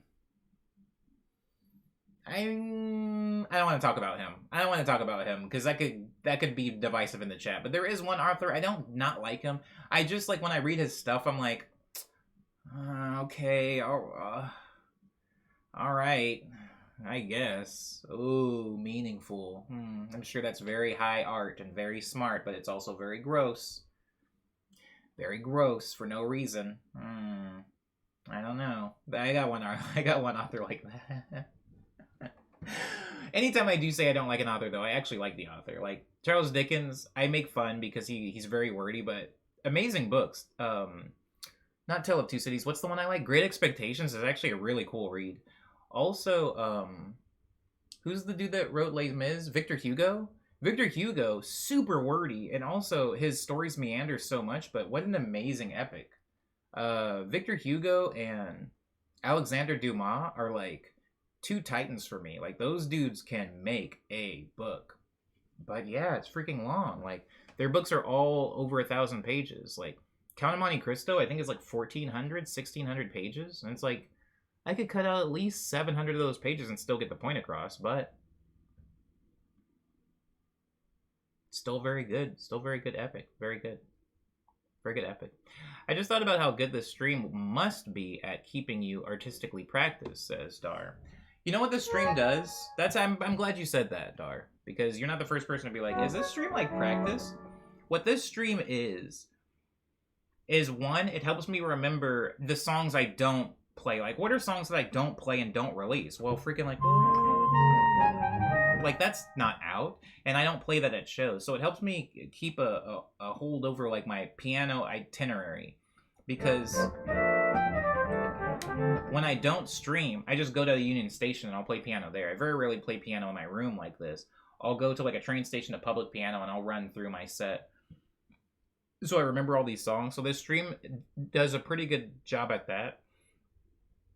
And I would say the stream, I'm trying to think of like artistic things. The stream does, I would say the most beneficial thing of the stream is the production streams, because me doing things in with the production streams is it forces me to work really fast, which then when I go and I do sessions, I'm not as slow as I used to be like 5, 6, 7, 10 years ago. Now it's like when I go into a session to produce, I'm just like throwing ideas out, and it's up to the engineer's discretion to be like, oh, hey, everything you did for the last 45 is like absolute garbage.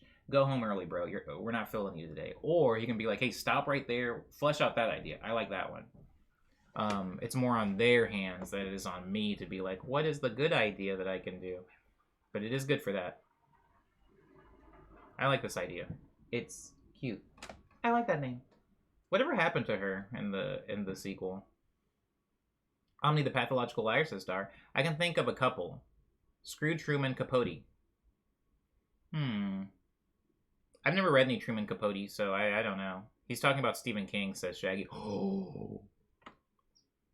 You know what's funny? I actually wasn't talking about Stephen King, but Stephen King can get it too. Like, Stephen King...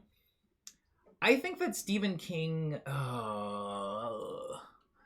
I think we're in 2022. That's the issue. Stephen King is amazing, but we're in 2022 now. That's all. That's it. It's like Timbaland, right? Like, Timbaland is a legend of all time. Like, Timbaland did his thing.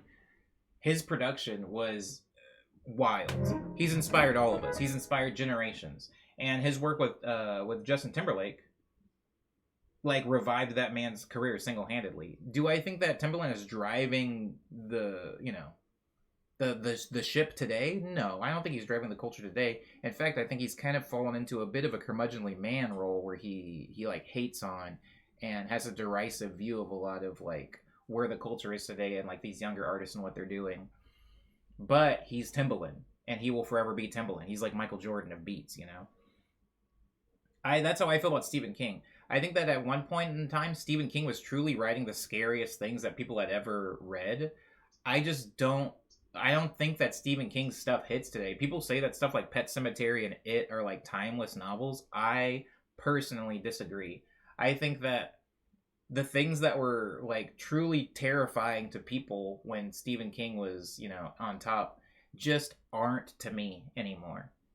So while I think he's a fine writer, I don't think that he has the hold on horror that I would expect him to be considered like the godfather of horror, right? I don't know. And I don't think that's a hot take. I'm not saying that he's bad at writing. I just, you know, I just don't think his books hit from the horror standpoint as much as I would hope. That's my opinion on Stephen King. But yeah, he's got some good books for sure. I want to read some Stephen King stuff that's not horror, because I know he does also just write like stuff. Like, I've never read Dark Tower. That's him, right? How about Vonnegut? Vonnegut's chill. Vonnegut, are we just talking about authors now? Is the check-in just like Omni talks about the classics literature?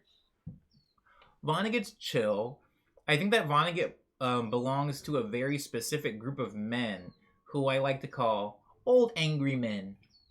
Old angry men writing books about how whack the world is. I think is a whole genre of writing that I actually like. I think there's a lot of good stuff in. There's a lot of bad stuff too, but like, there's something nice. Oh crap! It doesn't even have to be an author, but there is something nice about peeling back the curtain and being like, "Hey, isn't this like kind of stupid?" That's kind of nice to do sometimes. It's dangerous to engage in too often because I think then you can become like a pessimistic cynic who doesn't have genuine feelings about anything. You just kind of become apathetic. I don't think it's a good path to go down, but I do think it's very healthy and helpful to every now and then just kind of like pull back the curtain and go like, "Hey, the medical system here is kind of whack, right? This is horrible." And like you can address that whether you go on from that to try to make some type of change or you go on to just continue existing in that system. I do think it's important to like address how whack things are. And I think that there's a lot of people like Vonnegut, Bukowski also does that. Who's the dude that wrote crap, I need to catch him on chat. Sorry. Thank you, Liana, though, for that. I was thinking of I call a homie Grimm now. George R. R. Martin. George R. R. Martin is like, I was talking to somebody about him recently. George R. R. Martin is an incredible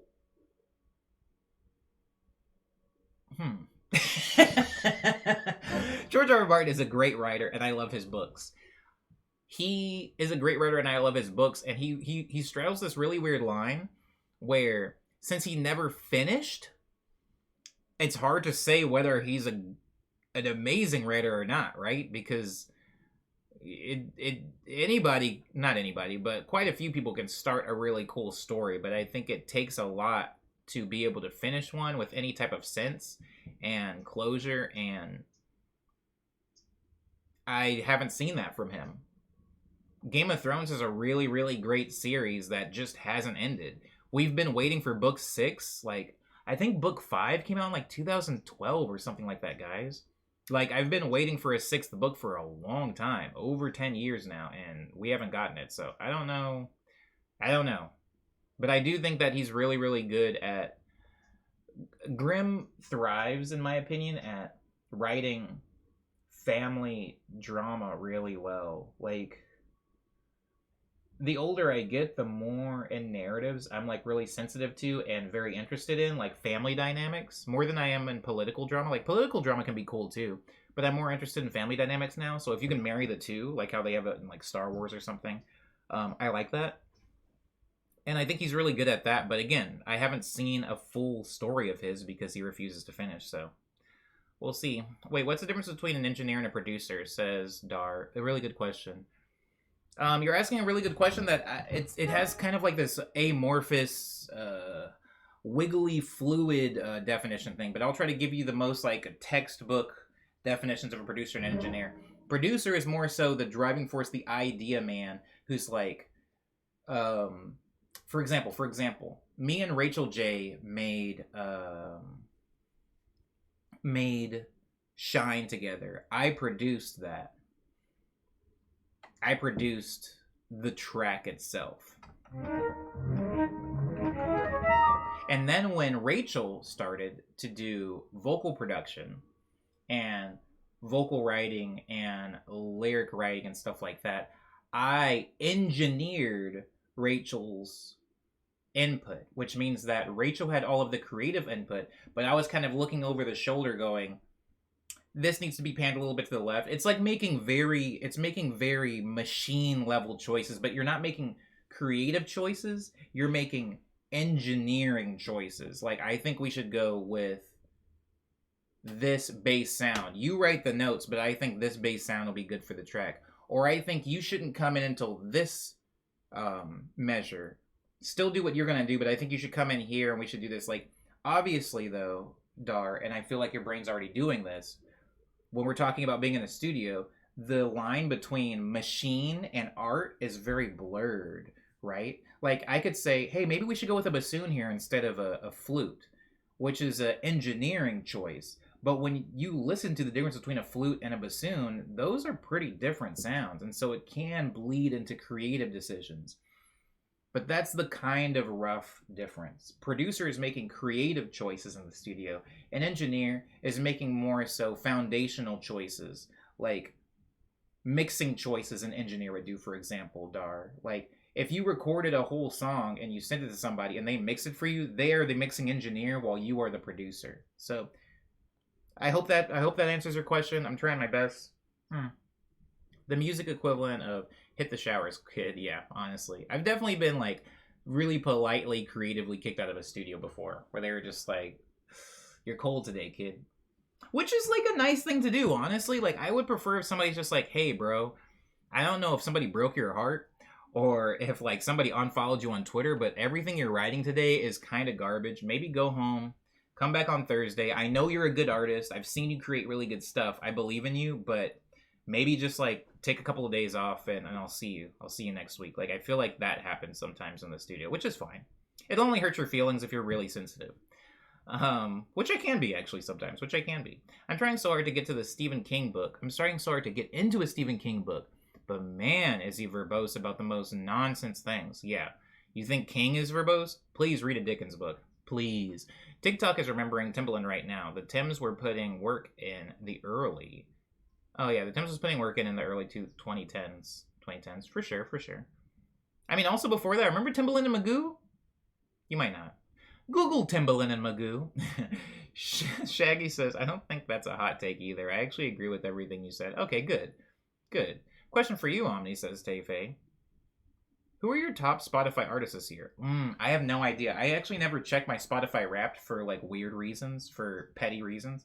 So I don't know legitimately who my my top artists were. But if I'm gonna hazard a guess, I would say it was probably Ehi, because most of my Spotify listening is algorithmically generated. I just kind of like go all over the place. Sometimes I'll just listen to my like daily recommends or release radar while I'm playing video games. But the only time I was like really intentionally listening to things this year is typically when I was listening to like my friends. So like Ehi, Orobo, Mia Gladstone, because Mia Gladstone just put out a record called Loopy this year.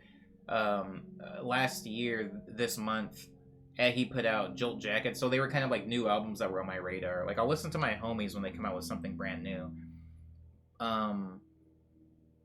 Yeah. I'm sorry I don't have like an actual answer to that question. I feel like it would be more interesting if I checked and then had a legit answer, because it might surprise me. Maybe it's me. Maybe it's just me listening to my own stuff. Dark Tower seems legit, says Micro. It seems so. I do want to get into it. I think I talked to Kid about it while I was up in Seattle. I'm reading Brave New World right now, and I love that Huxley is holding no punches. I still haven't read that, actually. I still haven't read that, Ombe. Dark says, oh, I love Cloud Yellers. Vonnegut is like the Cloud Yeller. I'm a pretty big fan of Cloud Yellers. Again, it can be a lot when overexposed to it. It's kind of, it can like make you a pretty whack person to talk to at parties. Can I just put it that way? If you read a lot of Vonnegut, you're increasing the probability that you're going to become like a whack at parties type person. Grim, says Frenetic. I just want to talk.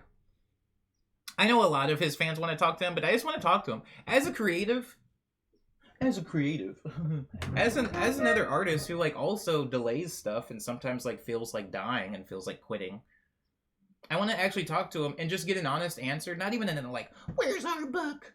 Grim, where's my book? Like, I don't want to be that guy. I just want to be like, hey, man, like, what's going on? Like, are you done with it? Are you sick of it? Are you stuck with it? Like, what's going on? And there's no wrong answer. Just like, I'm just curious. Because I know people, I know even some of y'all, like, in the Discord were like, hey, Omni, like, you said it was going to be 6 months ago. So, what's shaking? And I was, like, having a little, like, crisis over here in Los Angeles. And so, and I tried to say that. I think I expressed that well. But, you know, sometimes as an audience member, you're just curious. Elden Thang go hard, says Liana. Elden Thang do go hard, though. Grim. I thought the stream died. It was pregnant pause on Grim. That was a pregnant pause. Preggy. Like an editor, kind of? Family-friendly drama like an editor, says Mirko. Yeah, I guess an engineer is kind of like an editor. An engineer, think about an engineer-producer as a race car driver versus his pit crew. The pit crew are the engineers. They're just there to make sure that, like, he can succeed, but he still needs the skill to drive the car. Engineers build the car and fix the car and maintain the car, but the producer has to get behind the wheel and actually get it across the finish line. Kaiju says, I think the thing with Grimm is he's really good at writing fictional histories, but the thing about history is that it doesn't end. It just keeps going. There's no thematic or emotional closure to be had in real life history. You have to kind of invent it artificially. As such, being good at writing fictional history doesn't lend well to actually wrapping up a satisfying fictional arc. That's beautifully put, Kaiju. And honestly, if Grimm just said, actually it ends at book 4. I mean, it ends at book 5. There's just, who knows what happens. I would be pissed, but I'd also be like, well, at least I know there's nothing more coming. That's all. At this point, I would be okay with like having a whack end of the series. I just want it to end. I mean, people for the TV show got that. I never watched the show, but a lot of the TV show people got a really whack end, and boy, were they upset. Doris as a producer is a writer, an engineer is a director. That's how I'm thinking of it. Good way to think of it. Good way to think of it. As somebody who's been learning a little bit more about directing lately, I like this definition of it, or analogy rather. I would assume it's probably harder than ever now to write an ending of Game of Thrones since the show was wrapped up, solely because the show was so big, and statistically, most viewers did not read the books. Therefore, a huge majority of the fan base Game of Thrones has now already has their version of the defined ending, no matter how awful it was. So even if a new book were to come out of it, only a fraction of the fans would get the new ending. That's fair. That's actually a really good take. I mean, I only read half of it, but that's a really good take because, I only exist in the smaller group of people, right, that read the books and did not watch the show. So I don't really care what's going on with the show. Like, I don't care if show people do read the books, but, at the end of the day, homie is, like, set. He's fine. He's eating turkey every day for the rest of his life. Like, he's not broke. So he could put out whatever he wants or nothing. He could just chill forever. Tay goes on to say, it's kind of like when a TV show uses a Broadway song and then butchers it. To the fans that aren't fans of Broadway, it makes them think that was awful, so the Broadway show must be bad. I guess I'll never watch it, even though... this is a good analogy. That's a good analogy. I would say the same thing happens for movies, too, Tefe, movies based on Broadway plays. Very interesting. I never would have made that analogy for it, right? Because we have so many different, relationships when it comes to film versus musical or Broadway play, right? There's really big traditional blockbuster ones like Lion King, and then you think of the animated Disney one. But then you have stuff like I can't think of the dude's name, but he's the one that wrote Sweeney Todd. That dude writes some wild musicals. Not Steinway. Who am I thinking of? Who's the guy? It doesn't matter. But I think you're making a good point, Tefe. I think a lot of people that watch the Game of Thrones show have a bad taste in their mouth, and I selfishly am like, I don't care, because that's not that wasn't my story anyway. I had no investment in that show, and they got their thing, but for the book people, they never got their end. And I know the endings are different, I know the endings are different, even though people are like, oh, Grimm said that they had to do it. Grimm told them how he planned to end the books, but the issue is there's a whole thing, I don't want to get into it, right, where they were rushing the end specifically because they were going to go work on that Star Wars thing. It's way more complicated than just the lore itself on why Game of Thrones had kind of a dookie ending. But I just want my 6th book, man. There's supposed to be more than 6 books too. That's the funny thing. It's I'm not even waiting for the last book. I'm waiting for another book. I didn't expect the opinions on him to be that strong. Says, oh, thanks for the bits, Shaggy. Thank you. You'll have these paragraphs in your back pocket, for Grimboy. Well, I feel I have 80 watts gear oil in my veins. 80 watts? 80 watts? 80 watts? I can't think of anything else W would stand for. 80 water? 80 watts gear oil. 80 watt gear oil in my veins now. But the deed is done. The bacon has been consumed. Be careful. Bacon can be a fickle beast. Talking about Riverdale in my last paragraph. Oh, word. Okay. The race car driver analogy definitely works as Umbe. A highly skilled pit crew can make an average driver amazing and vice versa. Agreed. But if you can get both to be good, then you've got yourself a recipe for success. Liana says Sweeney Todd goes so hard. Stephen Sondheim, thank you. What did I say? Steinway? Thanks, Liana.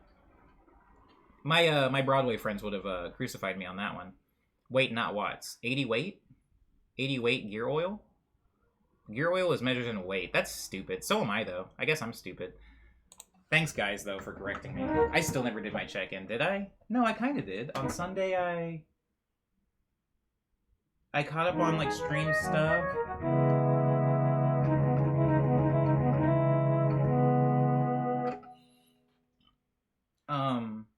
I just got downtown, you know? Like, I hadn't been downtown in a while. It felt freaking good, man. I love downtowns. Do you live in a city that has a downtown? Take me there. I don't want to go over there. I want to go downtown.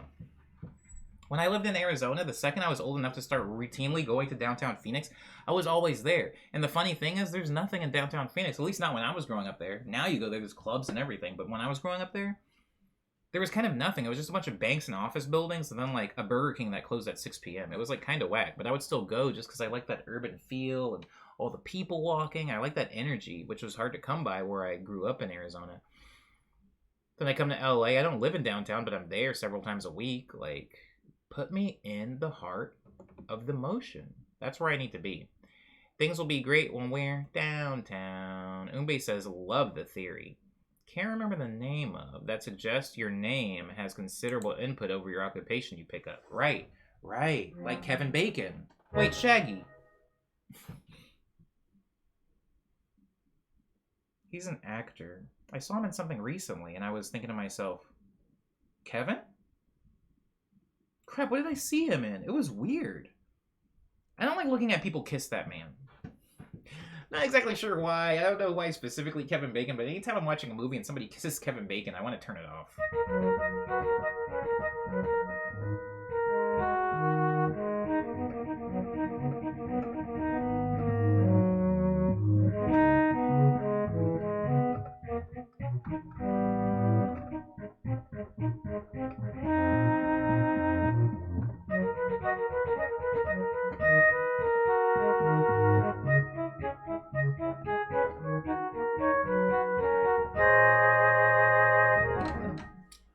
I think I did my check-in, though. Yeah, I just caught up on stream stuff.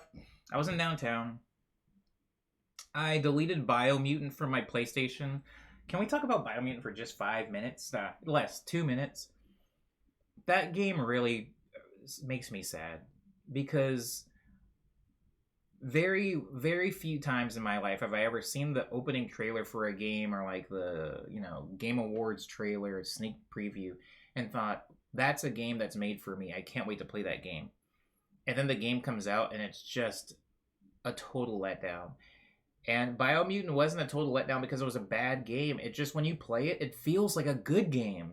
It feels like a good game that just isn't done yet and will never be done. It's not like Cyberpunk where they're eventually going to finish it. Biomutant is just that. It's just going to be that forever. And I just want everybody to play it. It's really weird. Not to make fun of it, but I just want everybody to play it to really get what I'm talking about. Like, what that feeling is. It just feels weird when you play it. And it is free on PlayStation this month. This month. So I got some playing in on that. And then I finally deleted it to update Apex, which means I'm probably going to be playing Apex maybe tomorrow. I would play it today, but I have to go watch Elf. I have to go watch Elf in theaters because that's what we do on Christmas. We watch the Will Ferrell movie Elf in theaters, and I just close my eyes every time Zooey Deschanel comes up on screen. I really don't like seeing that woman. Speaking of game trailers, anyone else absolutely crazy for the new Diablo trailer? I did watch it. I wish I was like in the Diablo family. I have no idea what's going on in the Diablo world. But when can I start? When can I sign up? Like, at what point am I okay to play Diablo? Leona's laughing. I don't know why I can't look at that woman. It's really hard to look at her. Like, I get, like, so frustrated. She's especially rough in that movie, says Lindsay. It's so hard. Ugh. It's so hard. And it's like, she's done absolutely nothing wrong, man. That's why it's weird. Because, like, some people are like, I don't want to look at a movie with Kevin Spacey in it because he's a freaking monster. And I'm like, I get that. It's kind of hard to look at a Kevin Spacey movie and, like, not remember that he's a monster. Zoe's done nothing. But, like, every time I see her in anything, whether it's that, or whether it's 500 Days of Summer, whether it's New Girl, I'm just like, get her off screen. I want to see everybody else. Then she comes in and just says something, like, the sound of her voice, like, it makes me, like, Get her off screen. That's all I'm saying. Get her off screen and like dub her with like freaking John Goodman or something. I just can't look at her. I can't hear her. Anyways, Lightning Lance says, who do you like to play on Apex? Well, Lightning, I haven't played Apex in about 8-ish months. I've been pretty far off of it for quite some time. So they've added characters since I last played. But when I was last playing, I liked to play as Bangalore and the Australian man. Ash? That's not his name. Who's the Australian man? Knuckle Cluster Man. I used to play as him too. I loved Fuse. Thank you, Lightning Lance. Who do you play, by the way, Lightning? I loved the season of New Girl that she wasn't in, even though she's the main character. Says Tay. Thank you, Tay. And it sucks, man. It sucks because she's done nothing wrong. Like, I want to personally apologize to her. I just want to be like, I don't know what it is. I don't know if you remind me of one of my exes. I don't know if your voice like sounds like one of my babysitters or something, but like, I feel like she's wronged me. It's like a mental issue. I have a bad brain problem where I feel like she's hurt me and I need revenge. I love Bloodhound and Mirage, mostly for their lore. Bloodhound specifically has some pretty hard lore. Omni takes me as a Fuse guy. One day I'll play with Cyber and Omni. Yeah, play with us, please. That's such an absurd issue. I agree, Kaiju. It's so weird. It's so weird. I've never had that with an actor before. Like, I have so many friends that are like, I have several friends, like at least 4 friends that are like, I can't stand Will Arnett. I don't want to see him. I don't want to hear his voice. I can't watch BoJack. Like, I hate that man. Like, he just seems like such a dirtbag to me. And I'm like, I get that. He plays a lot of dirtbags. I could see why somebody would not like him. But Zoe, well, she does tend to play people that I don't want to be around. Maybe that has something to do with it. She's never played a character. Oh, crap. I think I just figured it out. She has never played a character that I've thought, I'd like to meet them. She's only specifically played characters that I've thought in my head, wow, when are they going to get their comeuppance? I hope something bad happens. Like, that's how I think about Zoe characters. And she's not the writer. Like, she doesn't write her characters. It's literally not her fault. If anything, the fact that I feel that way probably means she's an amazing actress because she's, like, properly portraying a type of person I don't want in my life. Kaiju says, I don't mind her, but I can see why based off of her demeanor and annotation that it could cause that kind of extreme aversion. Okay, I do have the same thing with what's his name. Let me look it up. Oh, well, now I'm curious. Unpopular opinion. I also feel the way about Drew Barrymore, says Tay-Fay. Tay-Fay? You know what, Tay-Fay? When I was a little baby, I was in love with baby version of Drew Barrymore. I only know this because my parents told me. My parents told me, like, oh, you loved E.T. My parents told me 2 things. They said, you loved the movie E.T., but you hated the alien. It scared you, but you really liked, as my dad said, you really liked that little white girl with the Reese's Pieces. And I was like, huh? And I only later in life figured out that it was Drew Barrymore. I was like, oh, I like a little kid Drew Barrymore. Why didn't that transfer at all into, like, adulthood? But then I saw Charlie's Angels Full Throttle in theaters like 19 times, and...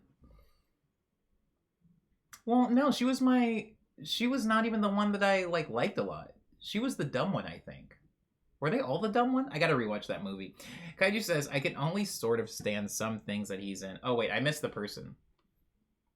No, the alien ET is scary, says Lighting. I agree. Johnny Lee Miller. Hold on. Because I do know that name, but it's not conjuring a face. These 3 named people, man.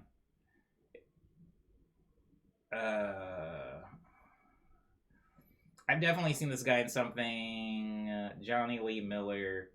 I'm pulling up a photo of him. Wait, I've never seen this man in my life. You said this is an actor? You say this man's an actor, and what? Name one movie. I've never seen this man. Whoa. His hairline is having fun. Anyways, name one movie he's been in. Oh, Trainspotting. Oh, I saw that so long ago. Name something else he's been in. I'm gonna head out. See you tomorrow. Bye, kids. Thank you for putting up with me. I'm sorry. I still haven't made it into news. The check-in has been, like, oddly juicy today. What? He's in Sherlock Elementary. Oh, he's Sherlock in Elementary. And Lucy Liu is Watson, connecting that back to Charlie's Angels, in which Lucy Liu is one of the angels. Please watch Charlie's Angels Full Throttle. That movie took so much of my life. There's a scene in that movie where they ride dirt bikes set to Pink, and I didn't love Pink or dirt bikes or the Charlie's Angels lore, but man, did I love that scene.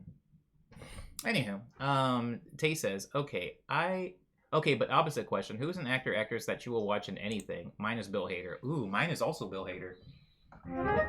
Are you kidding me? I literally watched all of Barry just because of Bill Hader. Also, I watched all of Documentary Now because I love Bill Hader and Fred Armisen together. Like, that pair is amazing. I love Bill Hader. I love that his head is shaped like a toaster. Just a big, like, cute toaster. Yeah, I like Bill Hader. Who else do I like? Your question, though, for me, Tefe, I have so many actors like that. I have so many actors, I'll just watch something just because they're in it. I'm like that with Jim Carrey. I love Jim Carrey. I like Bill Hader. I like Fred Armisen a lot. I like, I'll watch just about anything that has Robert Downey Jr. in it. I like his comeback story. Ooh, Kaiju says Elliot Page. Elliot Page, I will watch... There's one thing that oh, never mind, that was a video game. I was about to say, there was one movie I didn't like that much, but it was a video game, so I guess that doesn't count. No, not all of us. Guys, what's the name of the game? Wait, I thought you were saying Last of Us. All of us. My brain is all over the place. What was the name of that game? It's Justice Smith. It's Justice Smith for me. Bill Hader and Fred Armisen are incredible, says Tefe. I grew up watching SNL with my dad religiously. Yeah. They go hard. The biggest thing I remember from Charlie's Angels is Cameron Diaz dancing around in her underwear. That's the smallest thing I remember from that. That's the smallest thing I can remember from that movie. And I remember... Oh, man.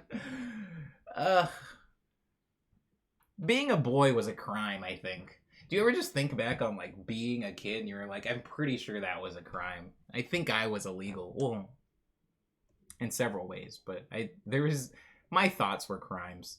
Isn't thought crime like a basis for a Minority Report? Hey, what's up, Panda Boy? Welcome. Yeah, I do remember Cameron Diaz dancing in underwear. That movie, I'm sure if I watch that movie today, I'll be sick to my stomach. But when I was, however old I was young enough to not really know better. But I was old enough to get into the movie. I think it was PG-13. I probably seen the first, wait, hold on. Did I sneak into that movie? There's a handful of movies that I remember sneaking into. I think that was one of them. That movie, I snuck into Wedding Crashers.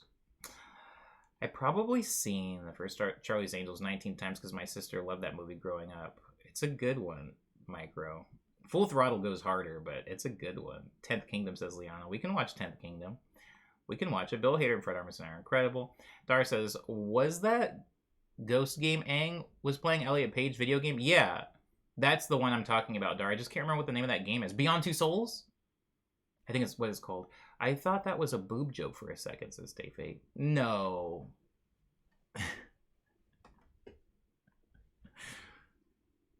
Wait, was it? It was a general body joke. 1984 is a thought crime, says Liana. I like this joke. Beyond Two Souls, says Jelly Star. Thank you, Jelly Star. That's what I was thinking, says Dar. We were still young then, says Rainiel. Oh yeah, it was Beyond Two Souls. Yeah, that's the game I was thinking of. Speaking of Elliot Page, when do I get a new season of Umbrella Academy? Please? Now that's one thing that's based off of a comic that I kind of like the show more than the comic. There's a few times that's happened, actually. I liked the... Oh, never mind, that's a lie. I liked the...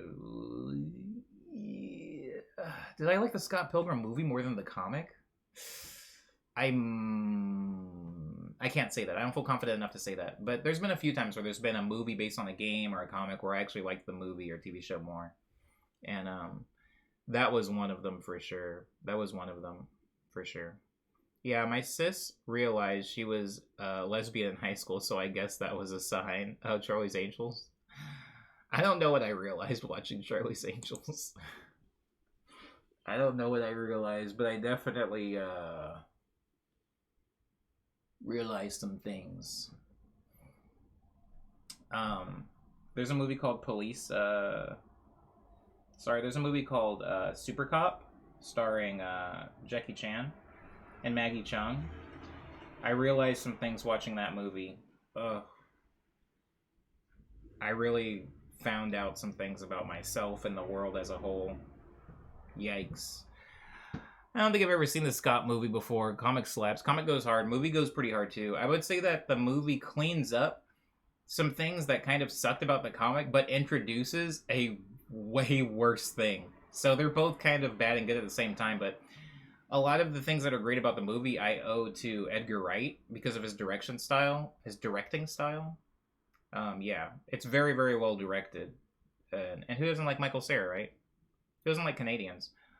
What are we talking about, says Dar? Nothing. Nothing anymore. But I did watch Charlie's Angels a lot. I don't even remember. I remember Demi Moore being the bad guy, I think. She was like an ex-angel or something. Am I thinking of the first movie or the second movie? In one of the movies, Bruce Willis is in it, and also Demi Moore is in it, and it was weird because they had just gotten divorced in real life, and I was like, is that weird for them to act together after they just got divorced? Isn't she with Ashton Kutcher now? It was really weird. I wouldn't want to act in a movie with my ex. My favorite movie ever is Forbidden Kingdom with Jackie Chan and Jet Li. It's so cheesy and fantastic. Tay.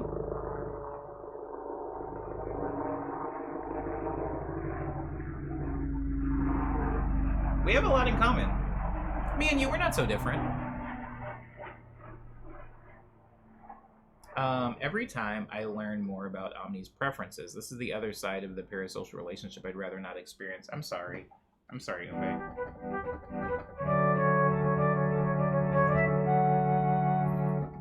I will say this, and then we will move on to the news, I promise. There's so many small things, guys, when I was a child, when I was but a little brown smudge in somebody else's closet. Hello,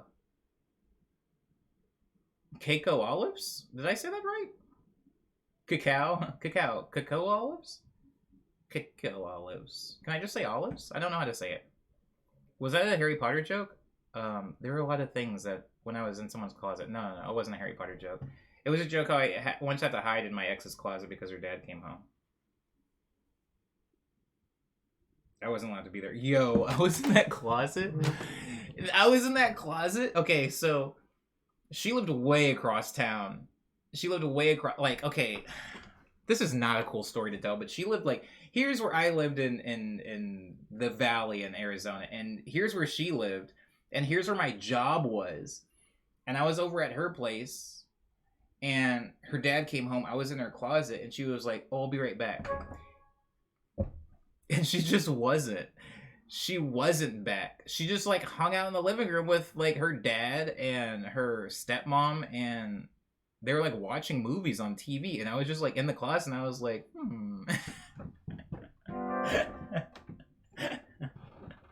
I texted her a few times when her phone was in the room, so I was like, should I just climb out of a window? But the window is in this weird place where for me to get from the window to my car, I would either have to walk in front of the living room window or walk all the way around the block, which if you know West Phoenix, East Glendale, those blocks are huge. These are rural city blocks. And so I fell asleep. I fell asleep in the closet, and I woke up at not sun time, but I woke up at 3 or 4 a.m. And I was like, it wouldn't make sense for me to drive all the way home and then drive to work. So I just drove straight from her place to work, and that was a sick day at work. I'll tell you that much. I love your setup, says Olives. Thank you. How do I say your username? Can I just say Keiko? Keiko? Or should I just say Olives? Or is it C Cake? Is the two C's intentional? But thank you for liking my stuff. I appreciate it. I appreciate you being here. Yeah, I fell asleep in that closet. It was wild. She's really cool, by the way. She recently got a job out here, and so she was out here. She was out here working, and we got to like get boba for a second. And I like was ashamed as I was like sitting across like the little table we went to like Tenrin, and I was sitting across the table from her, and I was just like, "Dang, do you remember that?" I didn't say it out loud, but in my head, I was just like, "Do you even look at me as a man? Do you see me as an adult, or am I just like, am I still that like rat that got stuck in your closet? Because like I promise I pay rent now. I'm used to sleep in the closet at 4 a.m. She had to have forgotten me. But the weird thing is, when I woke up the next morning to leave, I still climbed out of the window, and she wasn't in the bed. So I don't know if they left or... She was so cool, though. She was so cool. She always smelled like chlorine. And I like that. We're still somehow in the check-in. You must now survive in Pocketland. You must now survive on Pocketland. I could do it for a little while, I'm sure.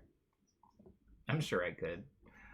Oh, that's what I was gonna say. I got completely thrown off because I had to explain that it wasn't a Harry Potter reference. Okay. So many things when I was a kid affected me in like such long reaching ways. For example, I'll give you one example. I saw a movie called Rumble in the Bronx, also a Jackie Chan movie, where Jackie Chan comes to New York City to visit family. It's not actually shot in New York City, it's shot in Vancouver, which is why there's a bunch of mountains around the city, but it doesn't matter. It's like supposed to be in New York City and the Bronx. And he beats up a bunch of people, but there's this like older woman who runs a convenience store who has issues, and he's kind of like her nephew, I think. And he like beats up the thugs that are like threatening her business. And something about that lady, she like wore these like loose cardigans, and she was a young actor, but you know when they take like a young actress and try to make them seem old, so they like give them the glasses with the chain on it, and they make them walk with a little like swivel step. She was like doing that. And something about me when I was a kid, I was like, that's her. That's the woman. That's who I'm going to end up being with. A woman in her early 50s who has just started a failing business, who is very stressed and kind of mean and drinks a lot of coffee. That's who I'm going to be with. And I was young. I had to have been like 9 or 10 when I saw that, but I was just like, I love this woman. And when I moved in where I live now, there was a bodega corner store like down the street that was owned by a woman who dressed the same way, who was, one, very mean to me. She was like kind of racist, which it's okay. It's fine. It's whatever, you know. It's kind of the neighborhood I live in. But still, I went in there all the time. I played wild markups for, like, I would buy Arizona teas, guys, for like $1.75, $2. She was so cool. The film was called Rumble in the Bronx. And just recently, like a month ago, her store closed, and I made her cookies and took them to her place. I made like this weird, like, I don't know. I was goofed off something, because like this was before I went up to Seattle. Like I made her all this stuff, and I took it over to her place, and I brought her a teddy bear that, to be fair, I didn't pay for. It was free, but I brought her a teddy bear and brought her all this stuff. And there was no gratefulness. There was nothing. There was no thankfulness on her face. She was just like, leave me alone. You know, that was her body language. And I was just like, if anybody else treated me this poorly, I wouldn't stand for this. But I'm only being nice to you because I saw Rumble in the Bronx when I was 9 years old. It had that much of an effect on me, where I was like, what a cool woman. And so it's interesting to think about how many of those small things like shaped my adulthood as a kid, because like you're doing those things now, guys. Like you're making things, you're saying things, you're wearing things that some like 7-year-old's gonna see, and it's going to like shape the next 20, 30, 50 years of their life, and it's weird. That's a lot of responsibility. That underwear scene in never mind. Time to do the news. I think it's time to do the news. It's definitely time to do the news. Do the news.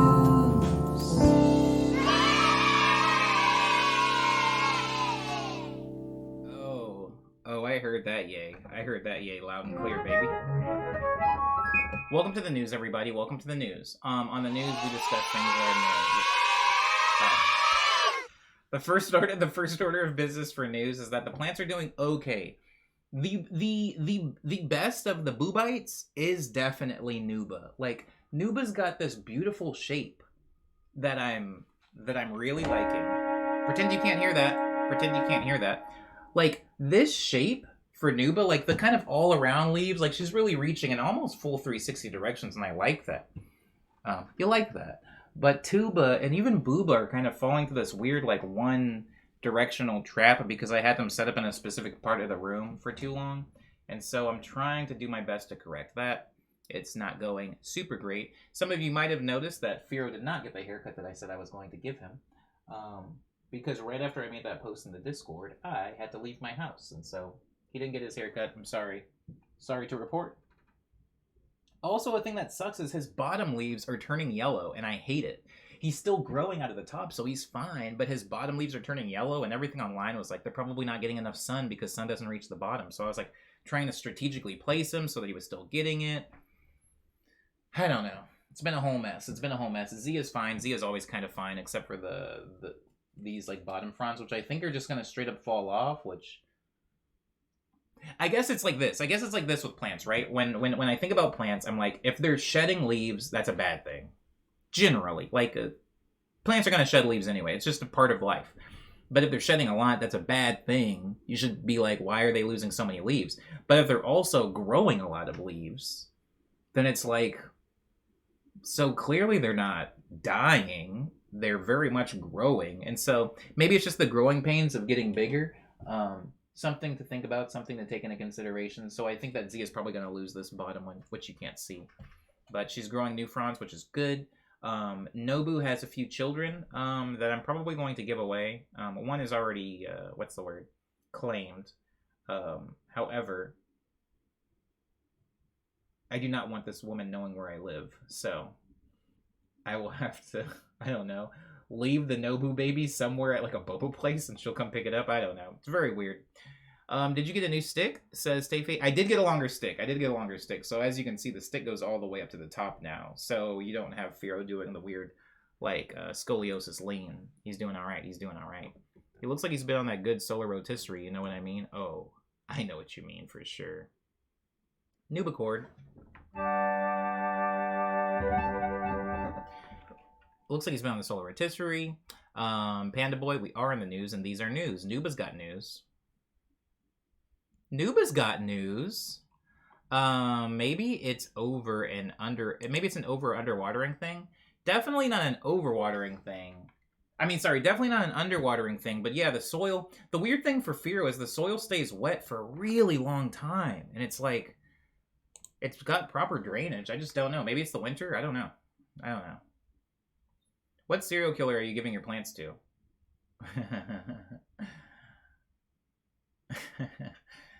I don't think she's killed anyone. I think she's just... You ever got some of those homies that you're just like, man, you're so dope, but I super don't want you to have my address. You got those? Do you guys have any of those homies? I know the answer is no. I know the answer is, but if someone's your friend, then why can't they have your address? If they can't have your address, maybe they're not your real friend. Like, I understand that line of reasoning, but there's just certain people that I, like, don't want popping up here.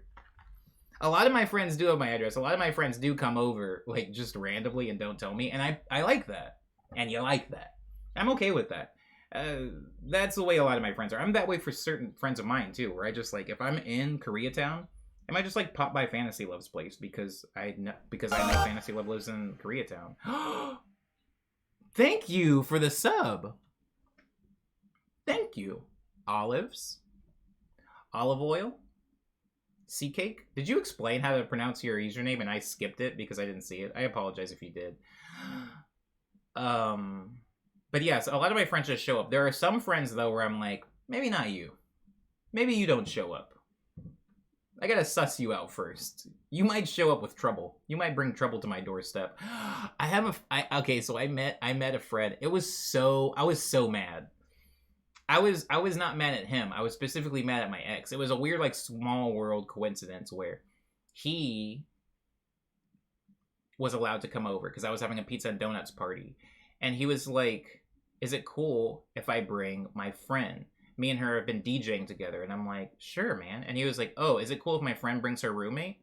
And I was like, sure, man. That's like freaking cool as heck. I don't care. More the merrier. We got tons of pizza we got to get through. And the friend's roommate was my ex. And that's not their problem. They should know that. But my ex at some point should have been like, I know that man. There's only so many Omnis. What did he look like? Was he black? Don't take me there.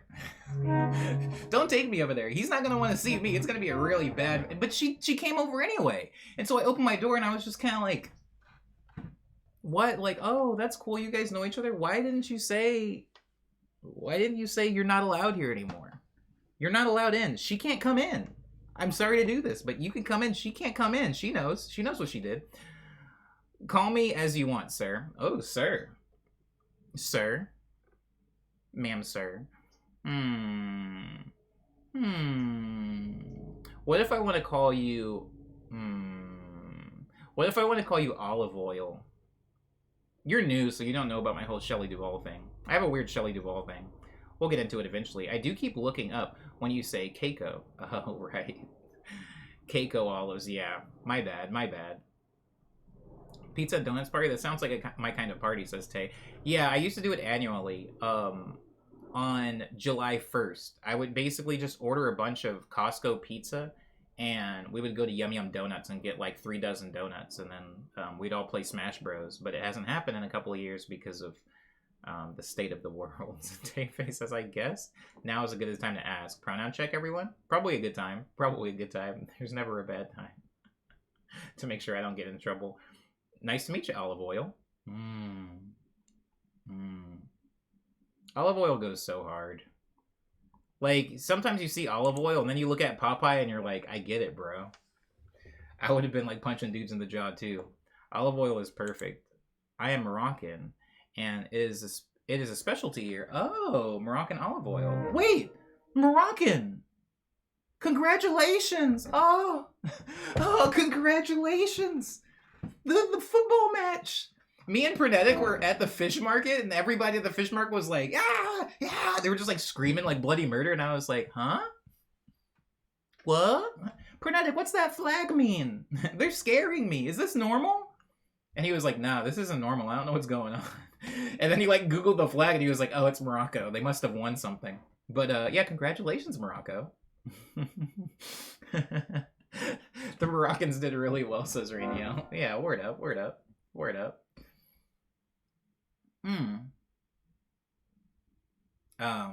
Sorry.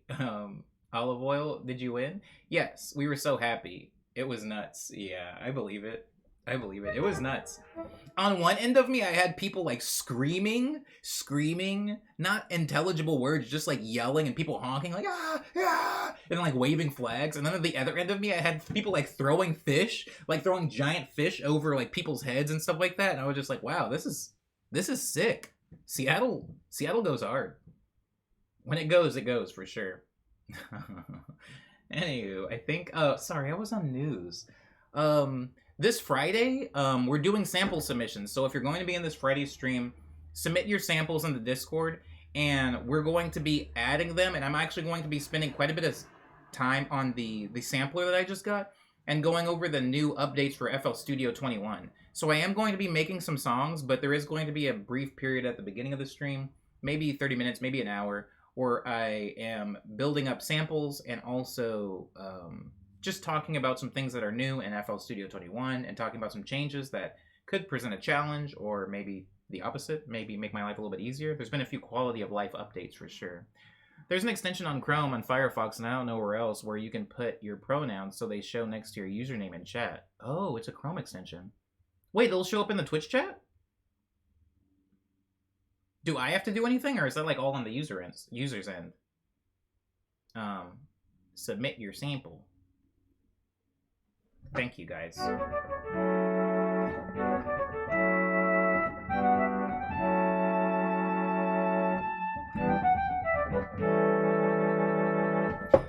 I'm built into FFZ2. Is that what it's called? Is that what it's called? Hi, TJ, by the way. Even if you don't install the extension and use it yourself, you can set what your pronouns are at this link. Pronouns.alejo.lo. Thank you for spacing it appropriately, Kaiju, so it didn't get blocked. Tayfei says, I think the streamer has to connect it. It usually only shows up for the streamer's chat, I believe. Oh, interesting. Okay. I'll have to, if somebody posts it in Discord, it would actually be helpful for me. It would actually be good, very good for me, as somebody who bumbles as much as I do. I'll link your pronouns with your Twitch account. It'll link your pronouns with your Twitch account so they show up in anyone else who uses the extension. Okay. Chill. Did I finish news?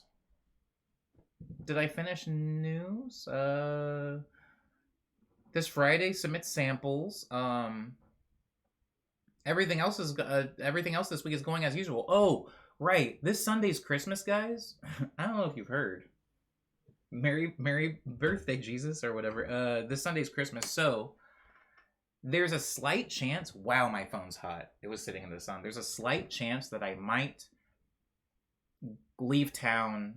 It's iffy. The week between Christmas and New Year's, I might leave town to see my parents for a second. Probably not on Christmas Day, maybe, but like definitely that week. I would like to be able to do that. And then try to make my dad listen to my album. So there's a slight chance that next week's streams won't happen, but I'm not sure about it yet, so I'm not making any definitive decisions, but there's a slight chance that might happen, and if that's the case, just freaking party, everybody. Enjoy your weird time. Your freaking weird time, because yes, that 7 days between Christmas and New Year's is always very weird for me. I don't know where to go. I don't know who cares about me. I don't know if I should be playing shows or relaxing, working or sleeping, eating, or I should probably be eating. Raniel says, that sounds like a fun time, Omni. Hopefully. I mean, Arizona's garbage, but my family's not, so it would be kind of nice to see my family for a little bit. It sucks because I love knowing everyone's pronouns, but it really clutters the chat in a way my brain doesn't like, says Lindsay. Clutter's bad. Sometimes clutter can be good, but most of the time it's not. I hope your dad is receptive is a very funny thing. My student counselor said something very similar when I was in 7th grade. Yo, student counselors, I just want to say, and then we can move on to the song suggestion. I do want to say, like, if you work at a high school or whatever, and you're a counselor for the kids, shout out to you. Like, there's a lot of whack counselors for sure, but I think when I was a kid, I didn't deal with counselors until my parents moved and put me in a different school, and we had a student counselor that wouldn't leave me alone, and I hated her. But the older I get, the more I can see what was happening through the counselor's eyes, and I understand why the counselor was always on my back. I had a really rough time in high school, and I'll just put it that way. I was having a really rough time. And I think the counselor was like trying to help me, but when you're freaking like 15 and some like 40-year-old is like, do you need friends or whatever? It's like, don't talk to me. Don't look at me. I have to leave, okay? I don't want extracurricular activities. I have a job. Do you know what a job is? I had that attitude towards like a student counselor, but I think they were just trying to make sure I didn't like peace out, like in the official way, you know? Lindsay said, I hope your dad's receptive. I do too. King Birtle says, heyo. Hello, King Birtle. Welcome to Morning Medley. You can give me your check-in. It's a little late for it, but you can still give it to me and I will read it. However, it is now time to go to the song recommendation, in which I have a song that I would like you all to hear. And it has already actually been added to the playlist. Recommend a tune. I've got a song to share with you. 3 reasons to recommend a tune. Recommend.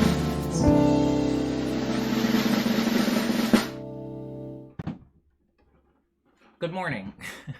Welcome to Song Rex. This one's going to be fast. I mean fast, for sure. Thank you for linking the playlist, Fiona. The song on today's playlist is Alice by Pilot. It's pronounced like the plane driver, but it's spelt in a way that increases SEO. We're just going to pretend that that's not the reason it's spelled that way. Anywho, I'm recommending this song for 3 reasons. If you listen to this song, it's definitely got a vibe, the vibe that matches the art. It's a very cinematic 80s vibe. It has that, like, Tron meets Kung Fury vibe. The 3 reasons why I would like you guys to listen to it, though, is the first one's super, super easy. It's gated reverb. We talk a lot about reverb, we talk a lot about delay, we talk a lot about distortion and song recommendations, but gated reverb is a very specific type of reverb that was popularized in the 80s, and so if you're trying to go for that 80s feel, you're going to use reverb. Like, this artist is very 80s vibe. Like, wears the motorcycle helmet, has that, like, black leather, cool, like, neon lights, very 80s, and so if you're going for that 80s sound, you got to go in with gated reverb. I've talked about gated reverb a lot, but I haven't explained exactly procedurally what gated reverb is, so I'm just going to pause for a quick second to explain what gated reverb is. So first, reverb, we know what that means, right? It's the sound of a room. You kind of have this big, open, hollow sound. There's reverb in a shower. There's reverb in an auditorium. There's reverb in a cafeteria. There's reverb in basically any space where there's going to be a lot of sound bouncing off the walls. You can get a greater reverb. But gated, that is the word that I feel like is maybe a little bit less familiar to some people, and it can mean different things depending on what medium you're talking about. When we talk about gated reverb, usually in sound, you can gate things. Think of it like gatekeeping. Oh man, can I make this analogy work? Think of it like gatekeeping, right? Where somebody's like, do you have a Grammy? Well, get out of my kitchen. You know, there's a lot of that going on in the music scene. There's a lot of like, where's your Grammy, bro? Where's your Grammy? Have you played in these shows? How many followers you got? Ew, there's not even a K? Get out of here. Like, there's a lot of that. So what does that mean? It means that you're basically delegitimizing every artist that has less than 10,000 followers. So unless somebody has over this threshold, they are not an artist. You don't even want to see them. But once they're past this threshold, that is where all your artists live. When we talk about gated reverb, it's kind of doing a similar thing but with sound. As soon as the reverb tail hits a certain volume, like it's fading out, like when you think about screaming really loudly in a cafeteria, your voice is going to linger in the air for a little bit. But what gated reverb does is it stops it once it gets to a certain quietness, right? So instead of having this loud like reverb that rings out for a while, you end up with this really loud reverb that only rings out for like 1 second and it comes to a really abrupt stop. This is very, very popular in 80s music as it was new technology of the time, but now whenever we're making retro music, we'll usually lean pretty heavily on gated reverb to kind of recreate that vibe. The second reason why I want you guys to listen to this song is because it's very cinematic. Now, we talked about gated reverb and how that is very, very popular for percussion to get that 80s sound, but when we talk about cinema in general, there's a lot of reverb just kind of drawn over everything. Like, I could play piano, but then if I wanted to sound cinematic, you just drench the thing in reverb and suddenly it sounds like it's all around you. Where exactly does that come from? There's been a lot of theories on why reverb, especially big reverb, equals cinema. I think one of the oldest theories that I actually like is because when a lot of people were going to hear music live, if you were going to see a big symphony orchestra or something like that, you were typically going into a big auditorium. And so it just was bigger. There was more artists there. You were in the big times, baby. So there was a lot of reverb. But there wasn't the same level of reverb if you were looking at your friend play banjo on a bucket in your back porch or something like that. It's not going to have the same level of reverb. So somewhere along the way, cinema and drama and like seriousness, gravity was kind of melded with reverb, especially larger reverb. So now today, when you want to make something sound really cinematic, whether it's for a movie trailer or a movie score or a video game trailer or just for a song like Alice by Pilot, you're going to drench a lot of things in reverb, with control for sure, but you're still going to use a lot of reverb. The third reason why I want you guys to listen to this song is because it uses analog synthesizers. A lot of times, when we talk about synthesizers and we talk about digital and analog, there's a few different ways you can come up with that definition. You can use it as a hardware thing, because when we talk about analog instruments versus digital instruments, analog instruments are the ones that you can actually play and feel and carry in your hands, while digital instruments are something that you would have on a computer or a laptop. It's a software instrument. But there's a completely different distinction when we talk about analog versus digital as well, which more so connects to how the circuitry is on the inside. So this, what I'm playing right now, is actually a digital piano. This is not an analog piano. I know they're both physical things that I can play and I can carry around, but an analog piano would have actual creation of the sound inside, like creation with the tools, whereas you have a string and a hammer is hitting the string to vibrate it to get that sound. And here, yes, I do hit a key still, but instead what's happening, there's no hammer, there's no string inside here, as much as there's just a computer chip that is recreating with samples based off of how hard I hit the keys. So when you're going to go make something in 80s style, in the 80s, they didn't really have a lot of digital synths. Digital synths weren't as big on the market as analog was, because we were currently going through like a tech revival, or a tech upheaval more accurately, where a lot of analog synths were being replaced with digital, but there were still a lot of analog synths that were kind of ruling the music area, the music scene for like any type of synthwave music. So when you listen to stuff like Depeche Mode, right? When you listen to stuff like Frankie Goes to Hollywood, those are analog synthesizers, which is what is being used in this retro-fitted 80s style cinematic track. So again, the 3 reasons why I want you guys to listen to Alice by Pilot is 1, it uses gated reverb on the percussion, which is an 80s technique. 2, it uses a lot of reverb in general on the other instruments, not gated though, which is to achieve that cinematic vibe, that cinematic feel that people relate to reverb, heavy, drenched, wet reverb. And the 3rd reason why I want you guys to listen to it is because it does have digital synthesizers in it, which is kind of a retro thing. I personally only have it uses analog synthesizers, which is a retro thing. I personally only own 1 analog synthesizers because they tend to be at least 3 to 4 times the price of a digital synth because of how much more expensive they are to make, and how out of just production they are in general. Like a lot of your older analog synths aren't even being made anymore. So those are the 3 reasons why I want you guys to listen to Alice by Pilot. It has been added to the Songrex playlist. Thank you. Thank you. We're back to the end. Ooh, I like that. I like that. Speaking of synths, did you play 006 by any chance? I did not. 006 in this keyboard, since we're on episode 506, is a honky-tonk piano. So what is the difference between a honky-tonk piano and a grand piano and an upright piano? It's all physicality in the way that it's made. Honky-tonk piano, a lot of the hammers for the strings have metal on them. Some of them will even have chains on them, so it gives it this like tingy sound. Hear that tingy sound versus like if I were just going to play a regular like grand piano sound.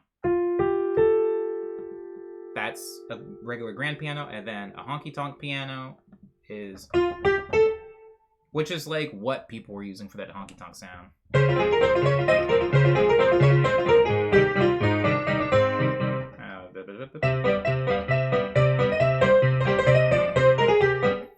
Very honky-tonk sound, but that is 6 for today. That was loud, yay. I'm sorry. Oh, that was a loud yay. Nice fade in on the rec. Fade out on the rec. It was unintentional, but I liked it. It was bleedy. I like that. That is it. Yeah, the Westworld piano. Amen. Amen. Amen. Amen. Amen. Amen. Thank you everybody for being patient as we got through today's extended check-in, which wasn't even a check-in. I don't know why I started talking about Charlie's Angels, but I appreciate you guys for sticking through it. I'm gonna see who's on. Again, in this stream, if you have suggestions of who you would like us to raid, and it's somebody I don't know, keep those suggestions coming, because I always am down to meet new people. There are a few people that I like need to raid this week because I have to. Like I can't not, you know, for like because I like them. Because I like them as people, but that's only 1 guaranteed raid. The other 4, you know, anybody that you guys want. And the person that I need to raid isn't even online, so how about that? How about that? I'm live right now. How about that? Yeah, if anybody has any, you said that so begrudgingly. I'm sorry. Take me to that saloon, says Micro Macro.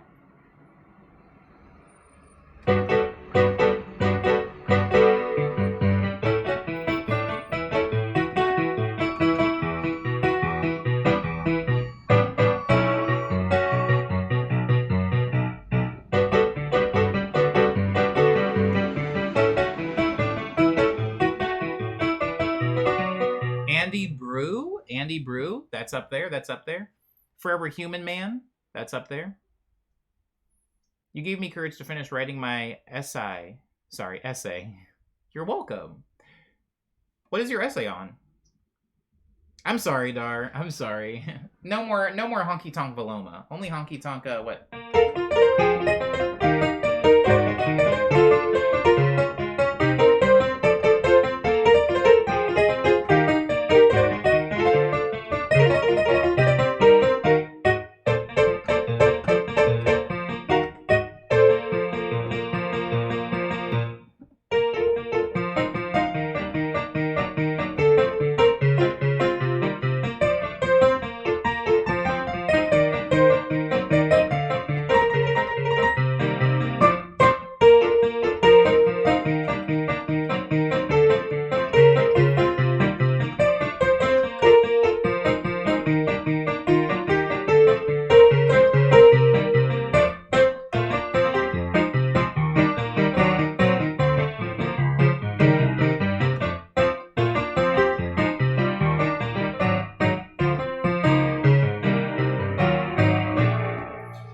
number 3, my Goofy.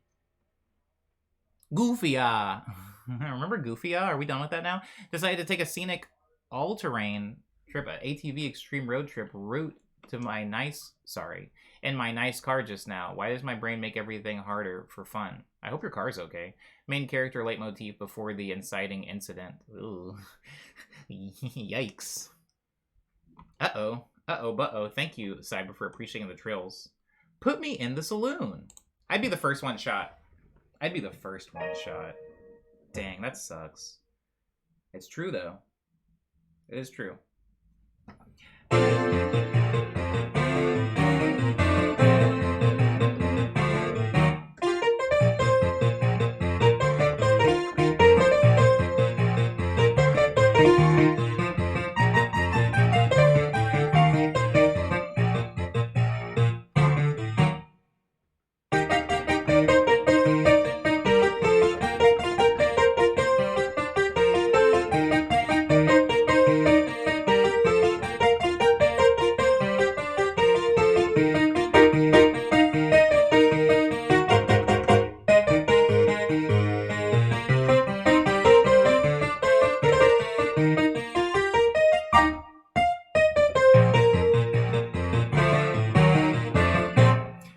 Yeah, I hope so too. I felt every pebble on that sucker.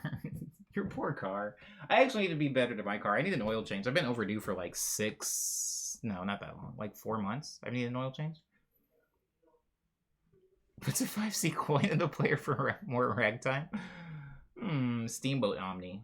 I wish I had the bendy legs and the bendy arms. I wish I had them. Who was the music person? Who's Tayfei? How many people? Because I also, you know, I want to help. Let me check this Andy, bro. My neck is hot, bro. Ding ding ding ding ding ding ding ding ding ding ding ding ding bang bee. Bang ding ding bang bang. Oh. Okay, cool. You already decided on Cybers. Thank you.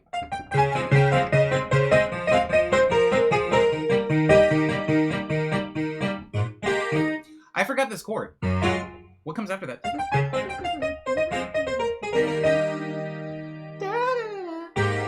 What is it? I forgot it. Guys. Hold on. We'll end the stream. I just need to remember this one chord.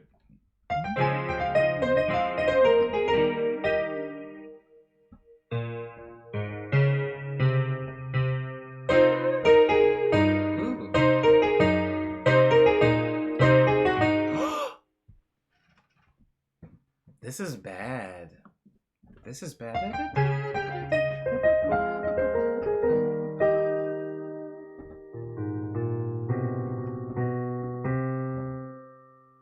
Oh no.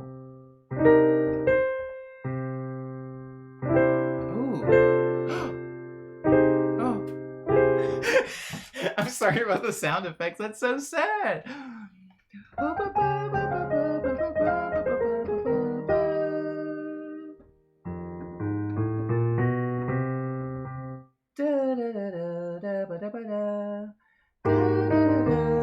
I can remember that part.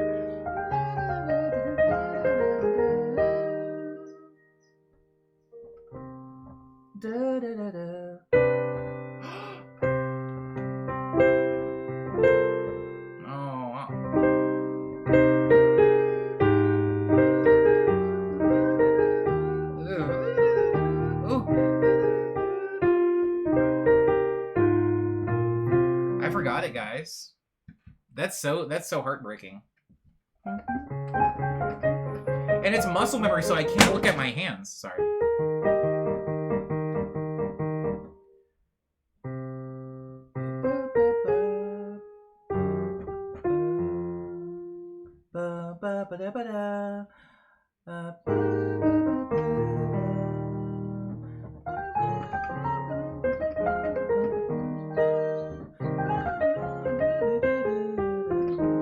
Everything else.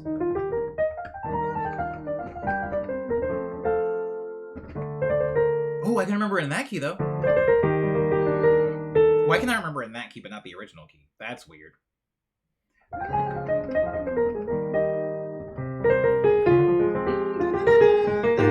Okay, I remember. I got it. Okay.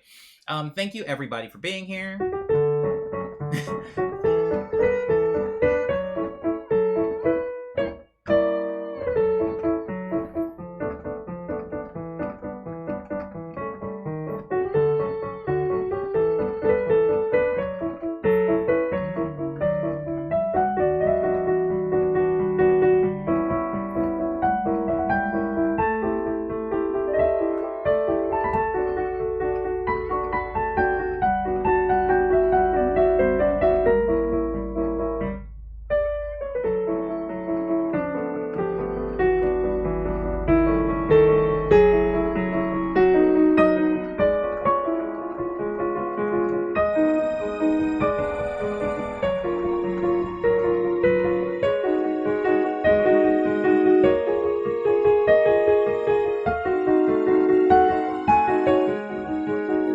Where the Ghibli OST at?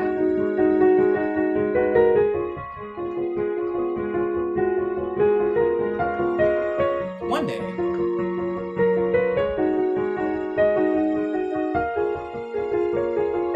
One day I'll do a really good animation score.